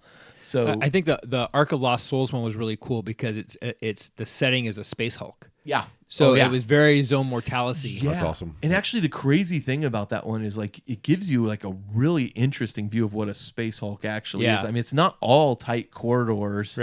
And hallways like in the game. Like there are some areas that are wide open and big firefights. Oh, it's actually really fantastic. The other thing I talked about earlier was the Deathwatch mobile game, which you can still get, I believe, and it is absolutely a great game to play. Now, can you do it on an iPad or does it have to be on a phone? You can do it on an iPad or an iPhone. Oh, dang. Yep. Now I might be hooked now. It's fantastic. Absolutely Should have fantastic. told him that. And you you're picking your guys for your team and you're working guys up levels and they get special abilities and only guys that are Blood Angels get access to these abilities. Only guys that are Ultramarines get access to these abilities. So you have to make a good mix. Yeah, you want a good mix of the team and I want these guys. Oh, maybe I'll do 2 heavy weapon guys this time. And it's fantastic. And the other thing I would say is as your guys get better, when you look at like your whole team, like their look starts changing. So like they look like more elite and more, badass as your game progresses. That's cool. Yeah, it's a really, really fun game. I can't speak highly about it enough. Supplements for Deathwatch, that kind of sums it up. Yep. The one that I didn't list here that I should have was, and it's out of print as well, but we were talking about war zones before. The Damnos War Zone for 7th edition. Oh, yeah. Yeah. There is because you used to have formations and that kind of thing. They had that Deathwatch formation. There was a in there. Deathwatch formation in there, which was really, really good. I mean, really good. Like Aaron and I played the Damnos not campaign, but the final mission on it. And I wish I had had the models and taken that team at the time because it was really, really Yeah. good. But if you're interested in kind of where their head was at that time, if you want to see that and take a look at that, it's pretty interesting to read through. Forge World support, Don. I think you're Yeah, I good on really there. couldn't find anything other than just using the Inquisition pieces and stuff. Yep. And the iconography. They don't really have anything that's specifically Deathwatch. No, I agree. And But you could take a lot of the Inquisitor models they've come out sure, with. yeah, and absolutely. And they give do them a have Necron Inquisition sword or whatever. They do have Inquisition iconography and brass etch and stuff like that. Yep. You could definitely use that stuff. Yep. And I really want to go back now and look at I think it's past the last chance to buy, but the old Mark IV Grey Knight Dreadnought. Oh, I think that's gone. I know, but I wonder. Yeah. I remember if that body had anything that was. I think it was just Inquisition iconography. You want that thing when you could take a Redemptor and Because it's cool. It is pretty. you know what's cool is when you look at a Redemptor next to a box Dreadnought. Yeah, well, that's true. Yeah, and the Goodness Redemptor's gracious. huge. Then you got the repulsor next to that. Yeah, so the other thing, and we'll kind of put this out to the community there, the Imperial Armor Index, which has all the Adeptus Astartes Force one. Yeah. I don't know if you can take some of these units with the Deathwatch Codex. Like I'd have to really kind of put my mind to it, but you have basically the faction keywords for, say, a Relic Spartan assault tank are Imperium, Adeptus Astartes, and Chapter. And I don't know if It would have to have the keyword. I don't know if that works with Well, the you could. Deathwatch. I mean, It would have to have the Deathwatch keyword the or the ability. Deathwatch has Imperium, Adeptus Astartes, and Deathwatch. So I guess you could- So the Deathwatch, you wouldn't be able to use Deathwatch abilities with it, but it could be in your but army. it could be in your army as Yeah. an Imperium. Okay. It's like It's- the same. it's It's part the of the same suit thing with thing. like the Imperial Knights Yep. right now, Right. Because like all the Forge World Knights don't have that keyword, Right. so I'm sure Games Workshop will FAQ it soon. Yeah. Okay. Anyway, so you could take it. It's just not part of your Deathwatch detachment. Right. Or So whatever. if you have something that says Deathwatch units, right, that wouldn't then count. It wouldn't apply. Right. But you could still use it. yeah, You can still totally use it. Yeah. Man, so you could take Contemptor Dreadnoughts. You could take Spartan Assault Tanks. right. But they wouldn't get some of the. You wouldn't be able to use some of the stratagems on them. Yeah, but for a lot of vehicles, you Yeah, know, true, Spartan Assault Tank. true. That's Does my go-to. Does that fit into the lore? Yeah. The Yeah. Deathwatch? Yeah, sure. My Spartan assault tanks can go on this secret mission into the Underhive, driving this huge tank in. Painted bright blue with gold trim. Knock, knock, fools. All right. We're kind of wrapping it up here. Yeah. So what's fun about this army? What makes it unique? I think for me, it's, again, and there's several armies like this, but it's the elite of the elite. But it's a different flavor elite this time that we're looking at. Where my money's concerned, I much prefer like the fighting of chaos and that kind of Yep. thing. I think chaos is the great villain in 40K. I always have thought so.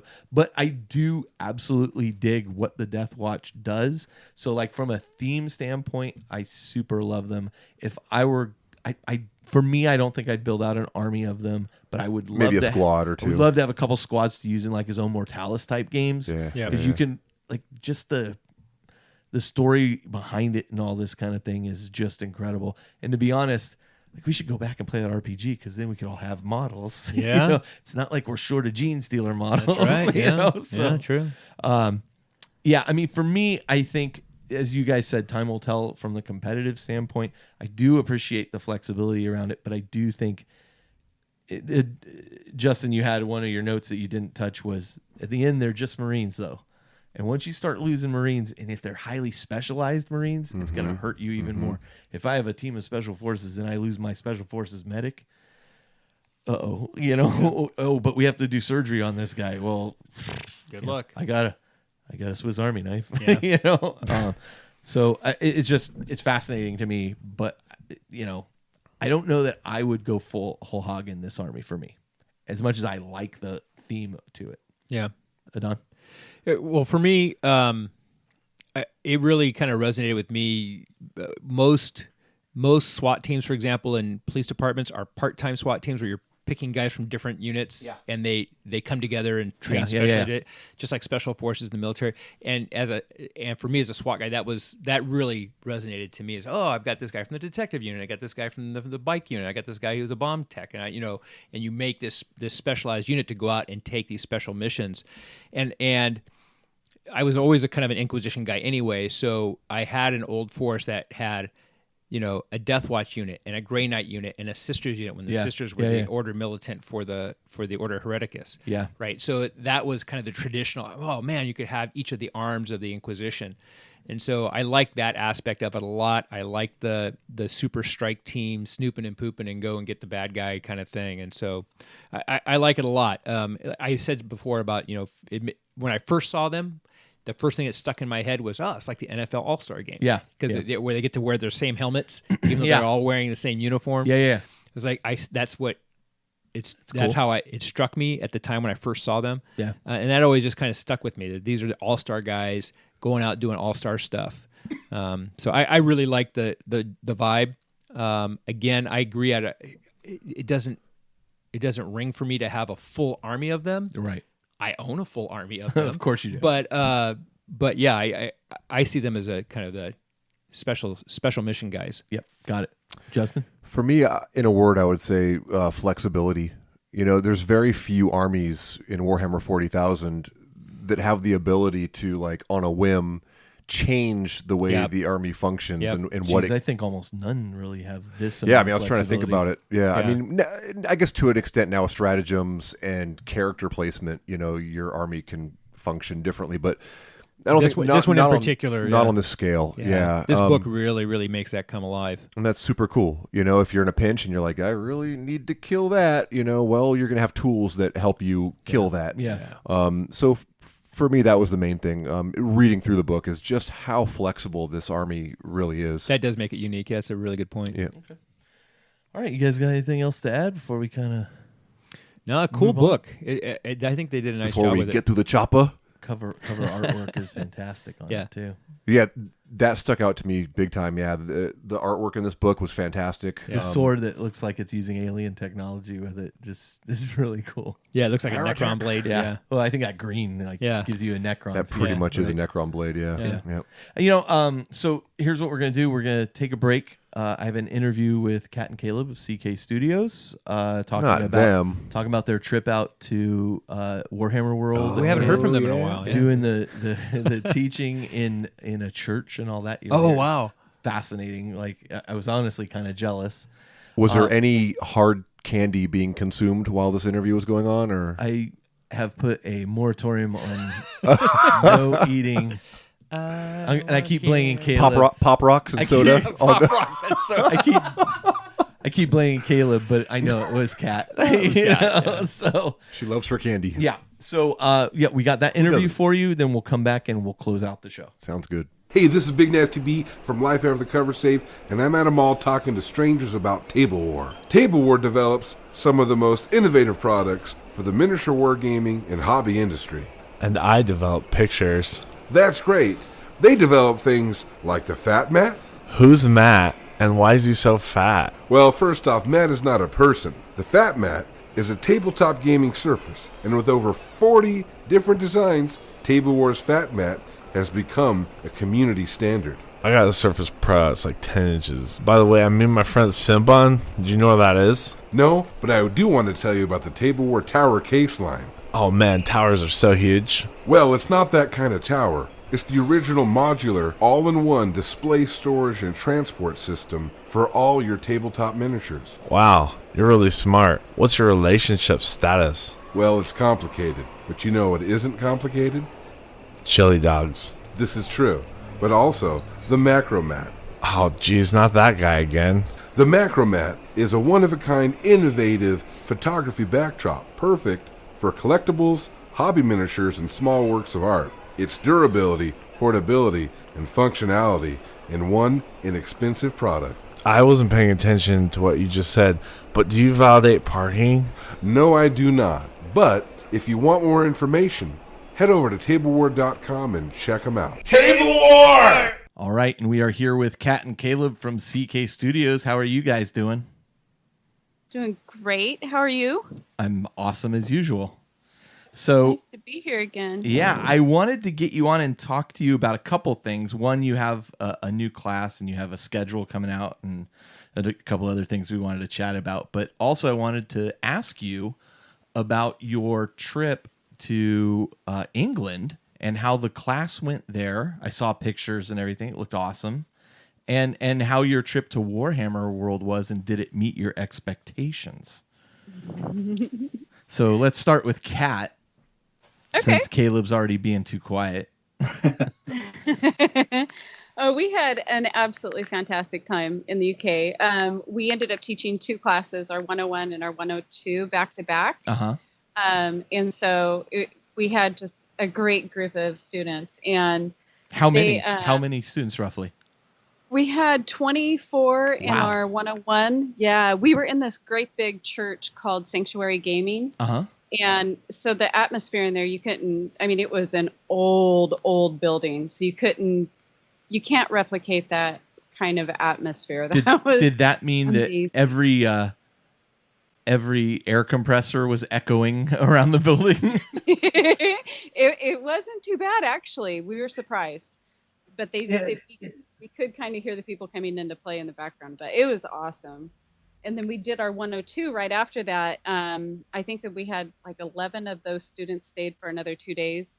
But we did some fun stuff. We did it different this time. We rented a hamlet with a bunch of the students. We all stayed together. Oh, nice. Yeah. So it was a great time. And I'll let Caleb tell you about Warhammer World and Warhammer Fest and stuff, because he's got some fun stories with that. All right. And GW too with the classes. Okay. So how, Caleb, how was your experience in England with Warhammer World and Warhammer Fest? I forgot that you guys were out there for Warhammer Fest as well. Yeah, I mean, we were there for a week and a half, 2 full weekends, and then a couple days on each side. Yeah. So it was awesome. First, Sanctuary Games. Want to thank all the guys at Sanctuary. They were awesome. If you guys live in the UK, you are so lucky to have a game shop like that. It was the coolest thing. You go into this old church. I mean, so the game shop is in an old church? It's a church. Nice. And it's right in the middle of Ashfield in Sutton. Okay. Which is outside of Nottingham. Not as far as we were led to believe. We had a few students that or people that were potential students that kind of complained that it wasn't in Nottingham, but it was like 15 minutes away. Maybe. Okay. So that was kind of for us Californians. I was going to say, stuff, yeah. Here's a nice commute through the hills. Yeah, for us in California, we're used to driving a little ways to get to where we need to be. Yeah, so I mean, that was so awesome. In fact, when I set up all the class, there was all this sand in the corner, kind of where I was setting up the class, because right where the church pulpit would be. So just the sound, the way they built those churches, I mean, the sound worked so well. It was so easy to talk to the class. I didn't have to yell. I didn't have to shout. Sure. Because it resonated the way that they built it. Where I was, it really. So what you're saying is you went there and preached the gospel of airbrushing. I did. I preached it. That's funny. There was a lot of talk about that stuff. I'm sure. The cool thing was where I set up my air compressor, there was sand on the floor, and I was like, man, that's really weird. The second day, I realized that was the sand from the sandstone foundation to the castle, or to the church. Dude, that sand was probably older than the United States. Yeah, well, easily. That's the amazing. It was so cool. I mean, just the atmosphere. When I tried to get my wife to go to Europe, like instead of Hawaii one year, I was like, maybe we should go to Europe. And she was like, oh, I have no interest. And I'm like, but there's all this history. And she's like, yeah, that doesn't interest me.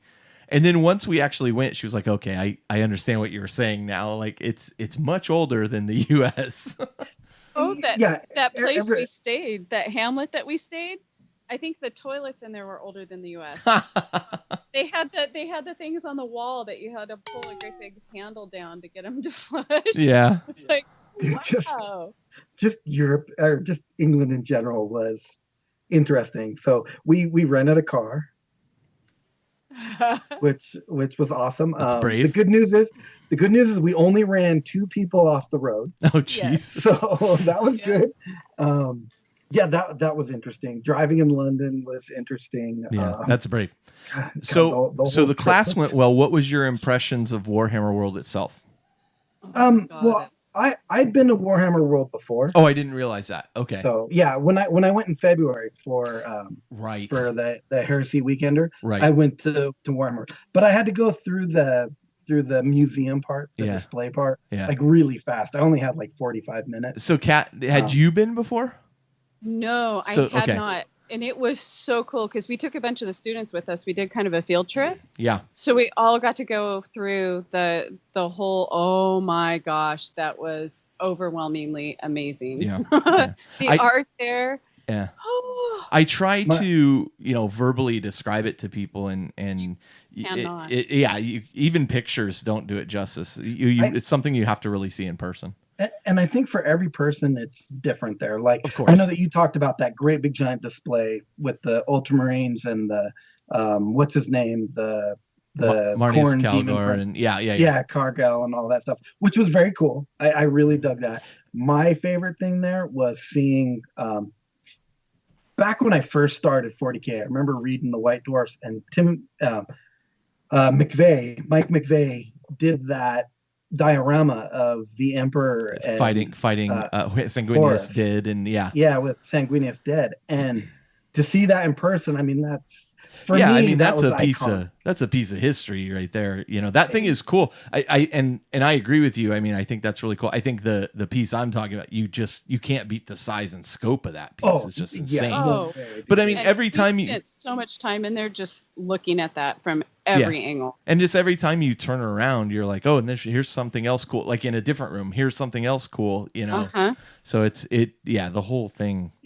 For me, it was a lot of fun going with like Caleb and other people that have been playing it for a long time and know the lore and know the history. And with Caleb going, he knows all the artists too. Yeah. So for me, it was like getting my own tour guide through the history and the evolution of Warhammer and all the real cool stories behind all these models and the art. And that was epic. That was epic. I would do that again in a heartbeat. I was so excited. And in fact, I was going to ask about Warhammer Fest then. So how did you guys, first off, did you play anything at Warhammer World, or you just looked at the stuff and shopped and talked with folks? Looked. Okay. But can I give you a shout out? I've got to say something while we're talking about Warhammer World, because we went there when we first got there and all we could do was a stop in, because GW actually gave us all of the models and they gave us 25 dreadnoughts and all of the paints and the full suite of airbrush paints and everything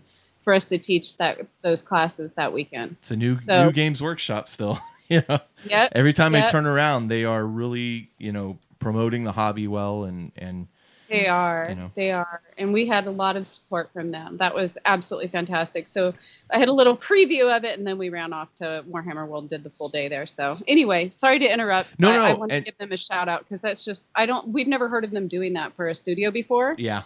So it's so fantastic to see them moving in that direction. And then how was Warhammer Fest?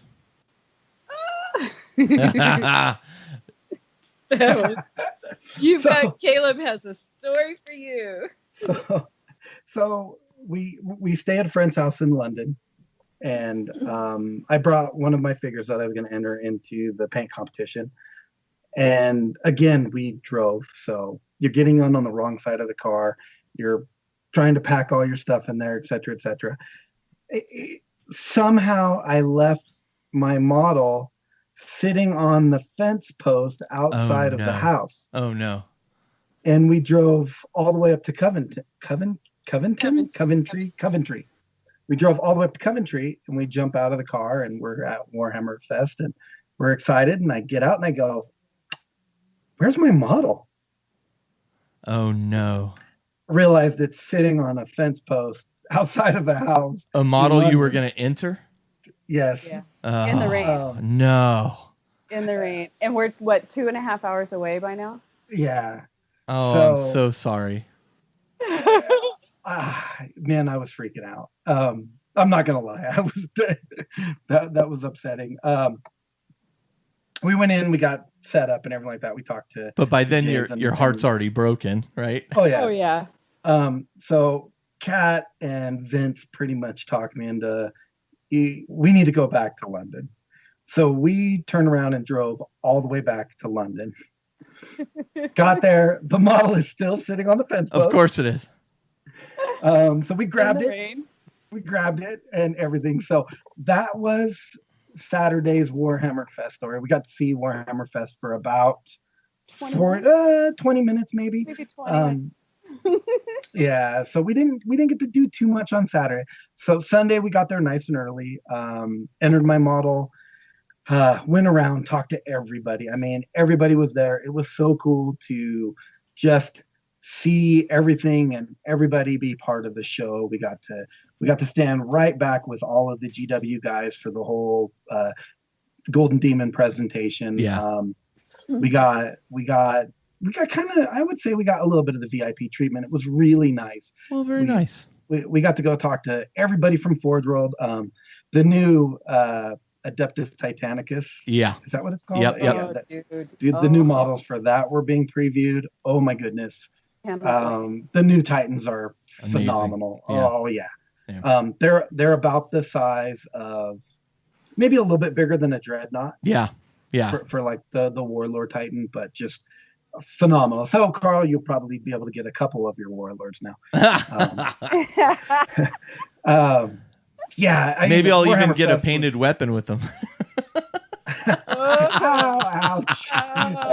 I'm totally kidding. For those who don't know, Caleb's painting my volcano cannon for my Warlord Titan, and we're not in a hurry. There's no schedule, and I actually forgot you had it for a while. So.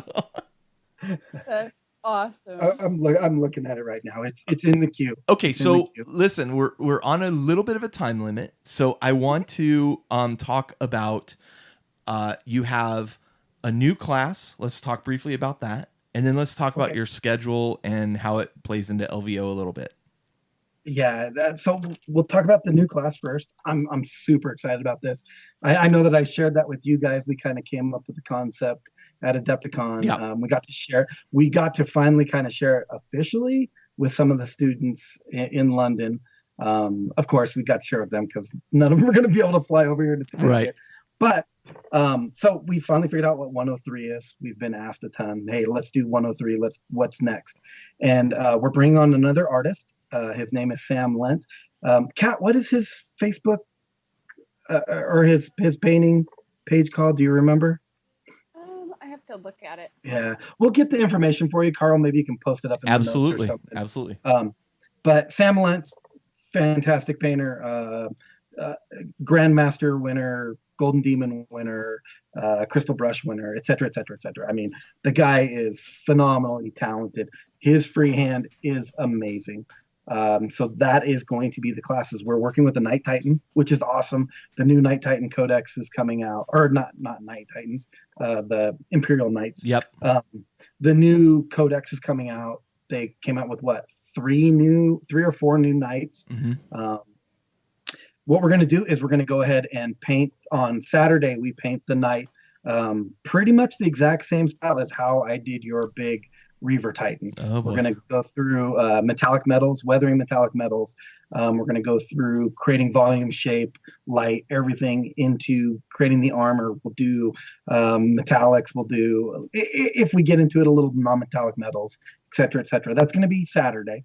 Sunday, Sam Lentz takes over the reins, and he is going to teach Sunday. And you're going to sit down with him and freehand the most amazing. I don't know exactly what picture you're going to do. Mm-hmm. It's going to be skull based and stuff like that. He's kind of a heavy metal guy. Justin will love it. Nice. So he's definitely like a metal rocker, but he's going to walk people through like display quality freehand. So even if you have never freehanded before, he's going to get you in and get you painting. He's going to you're pretty much going to walk away from that class with a display quality Night Titan, even if you're not playing Titans or Knights. Why do I keep calling them Titans? Everybody used to. Yeah.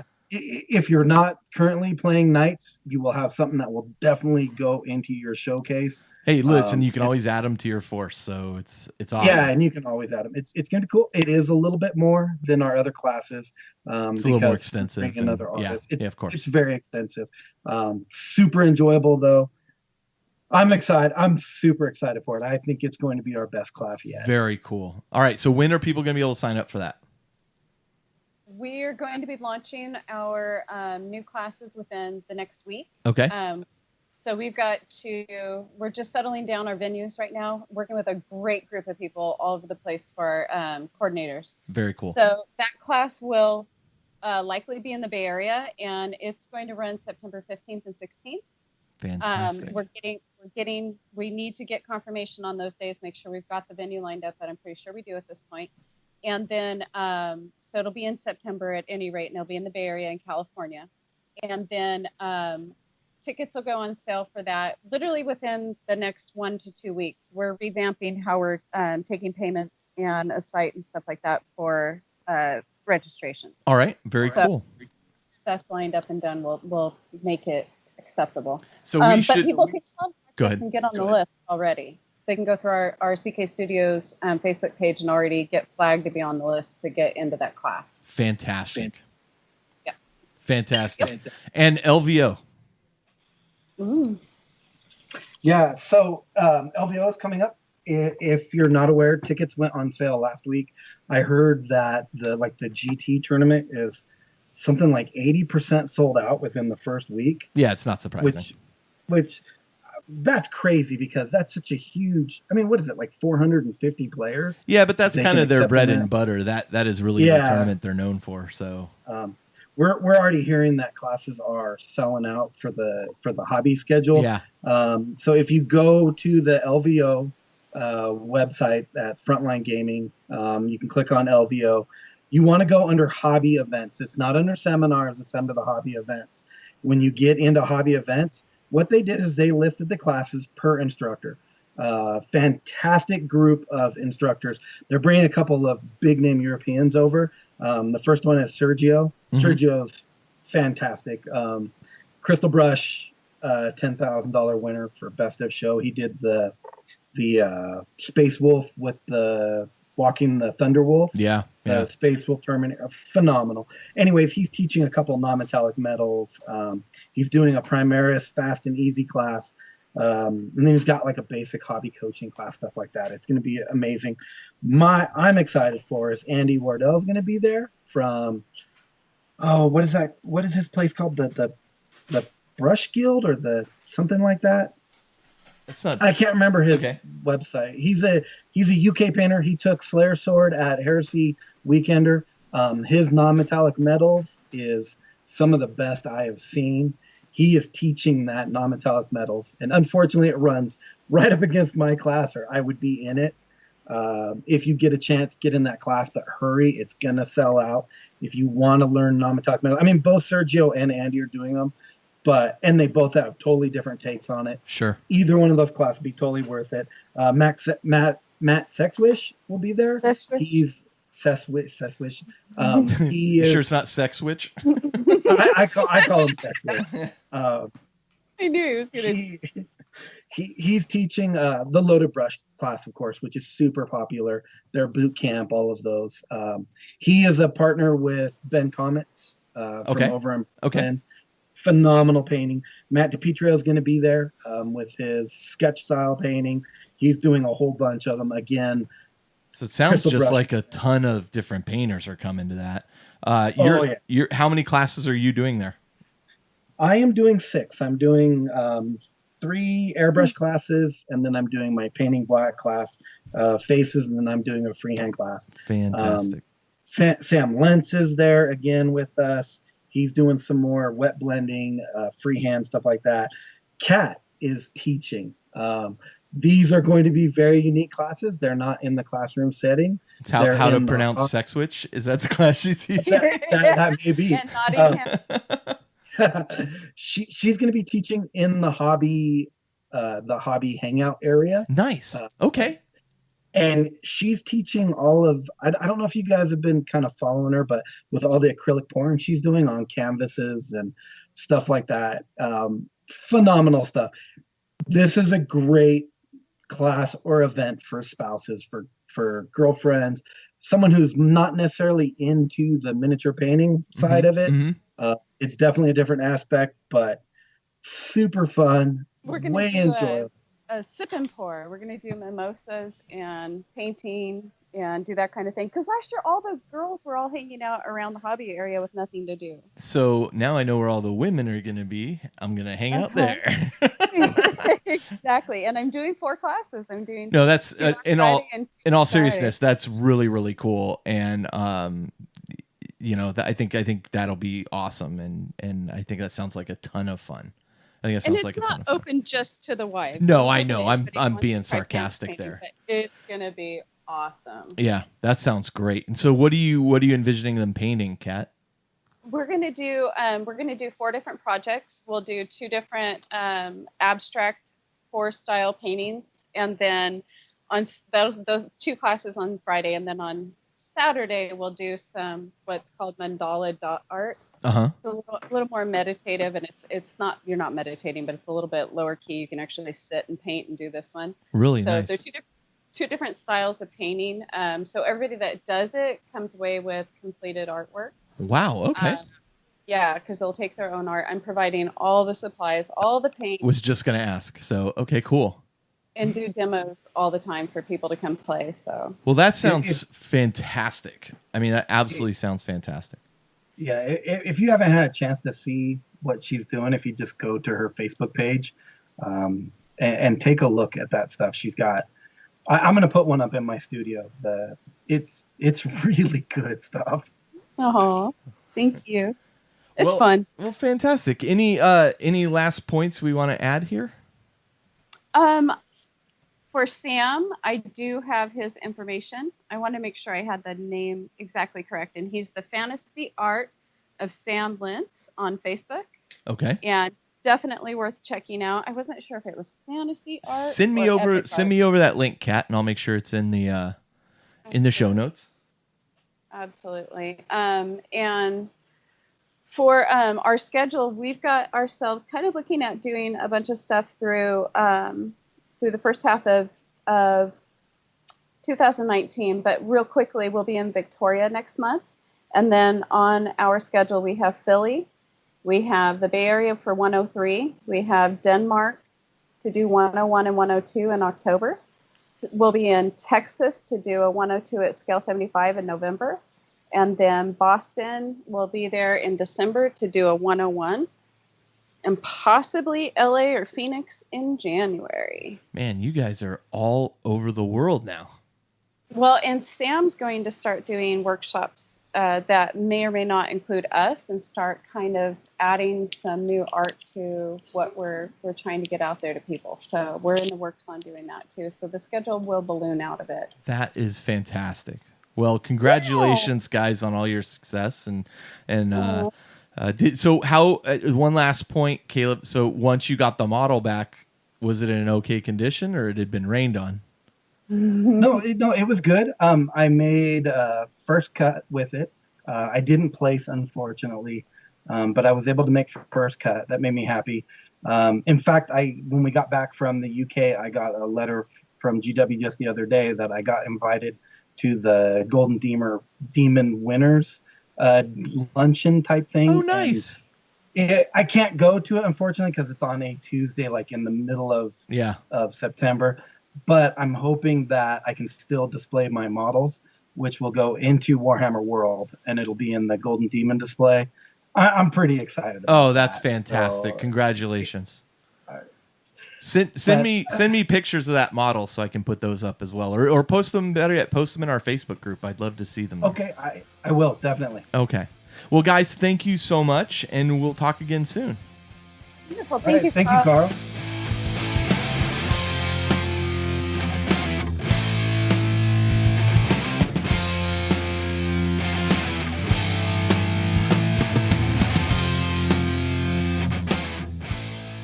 So thank you for joining us for episode 172 of the Independent Characters. We recognize it took a while to get out to you.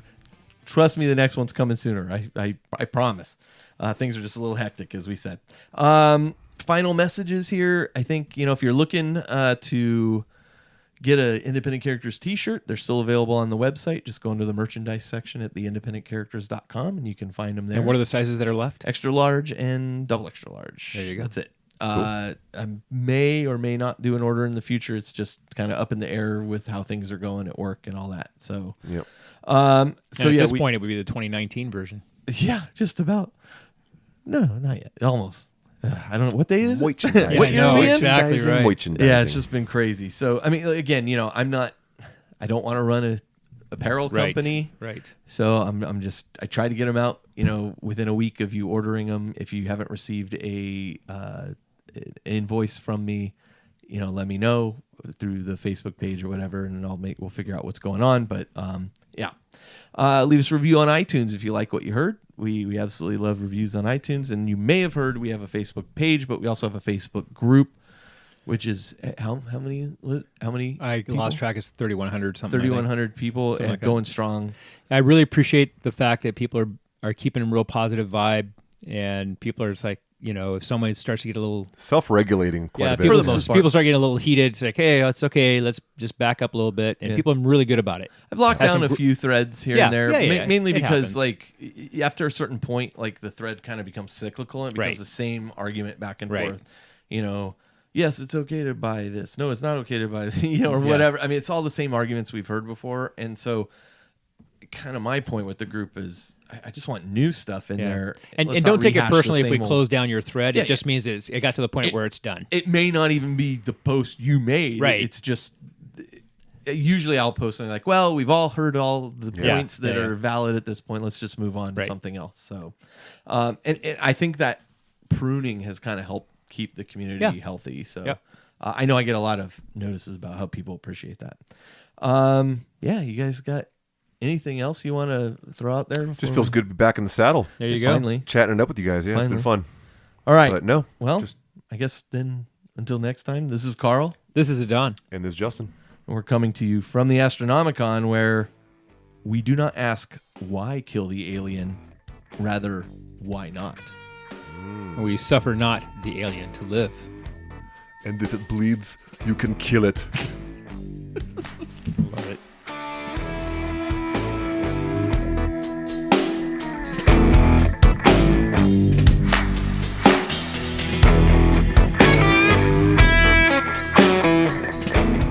This episode of The Independent Characters is protected by the Creative Commons license. If you have further questions as to its use, you can find information on the front page at theindependentcharacters.com.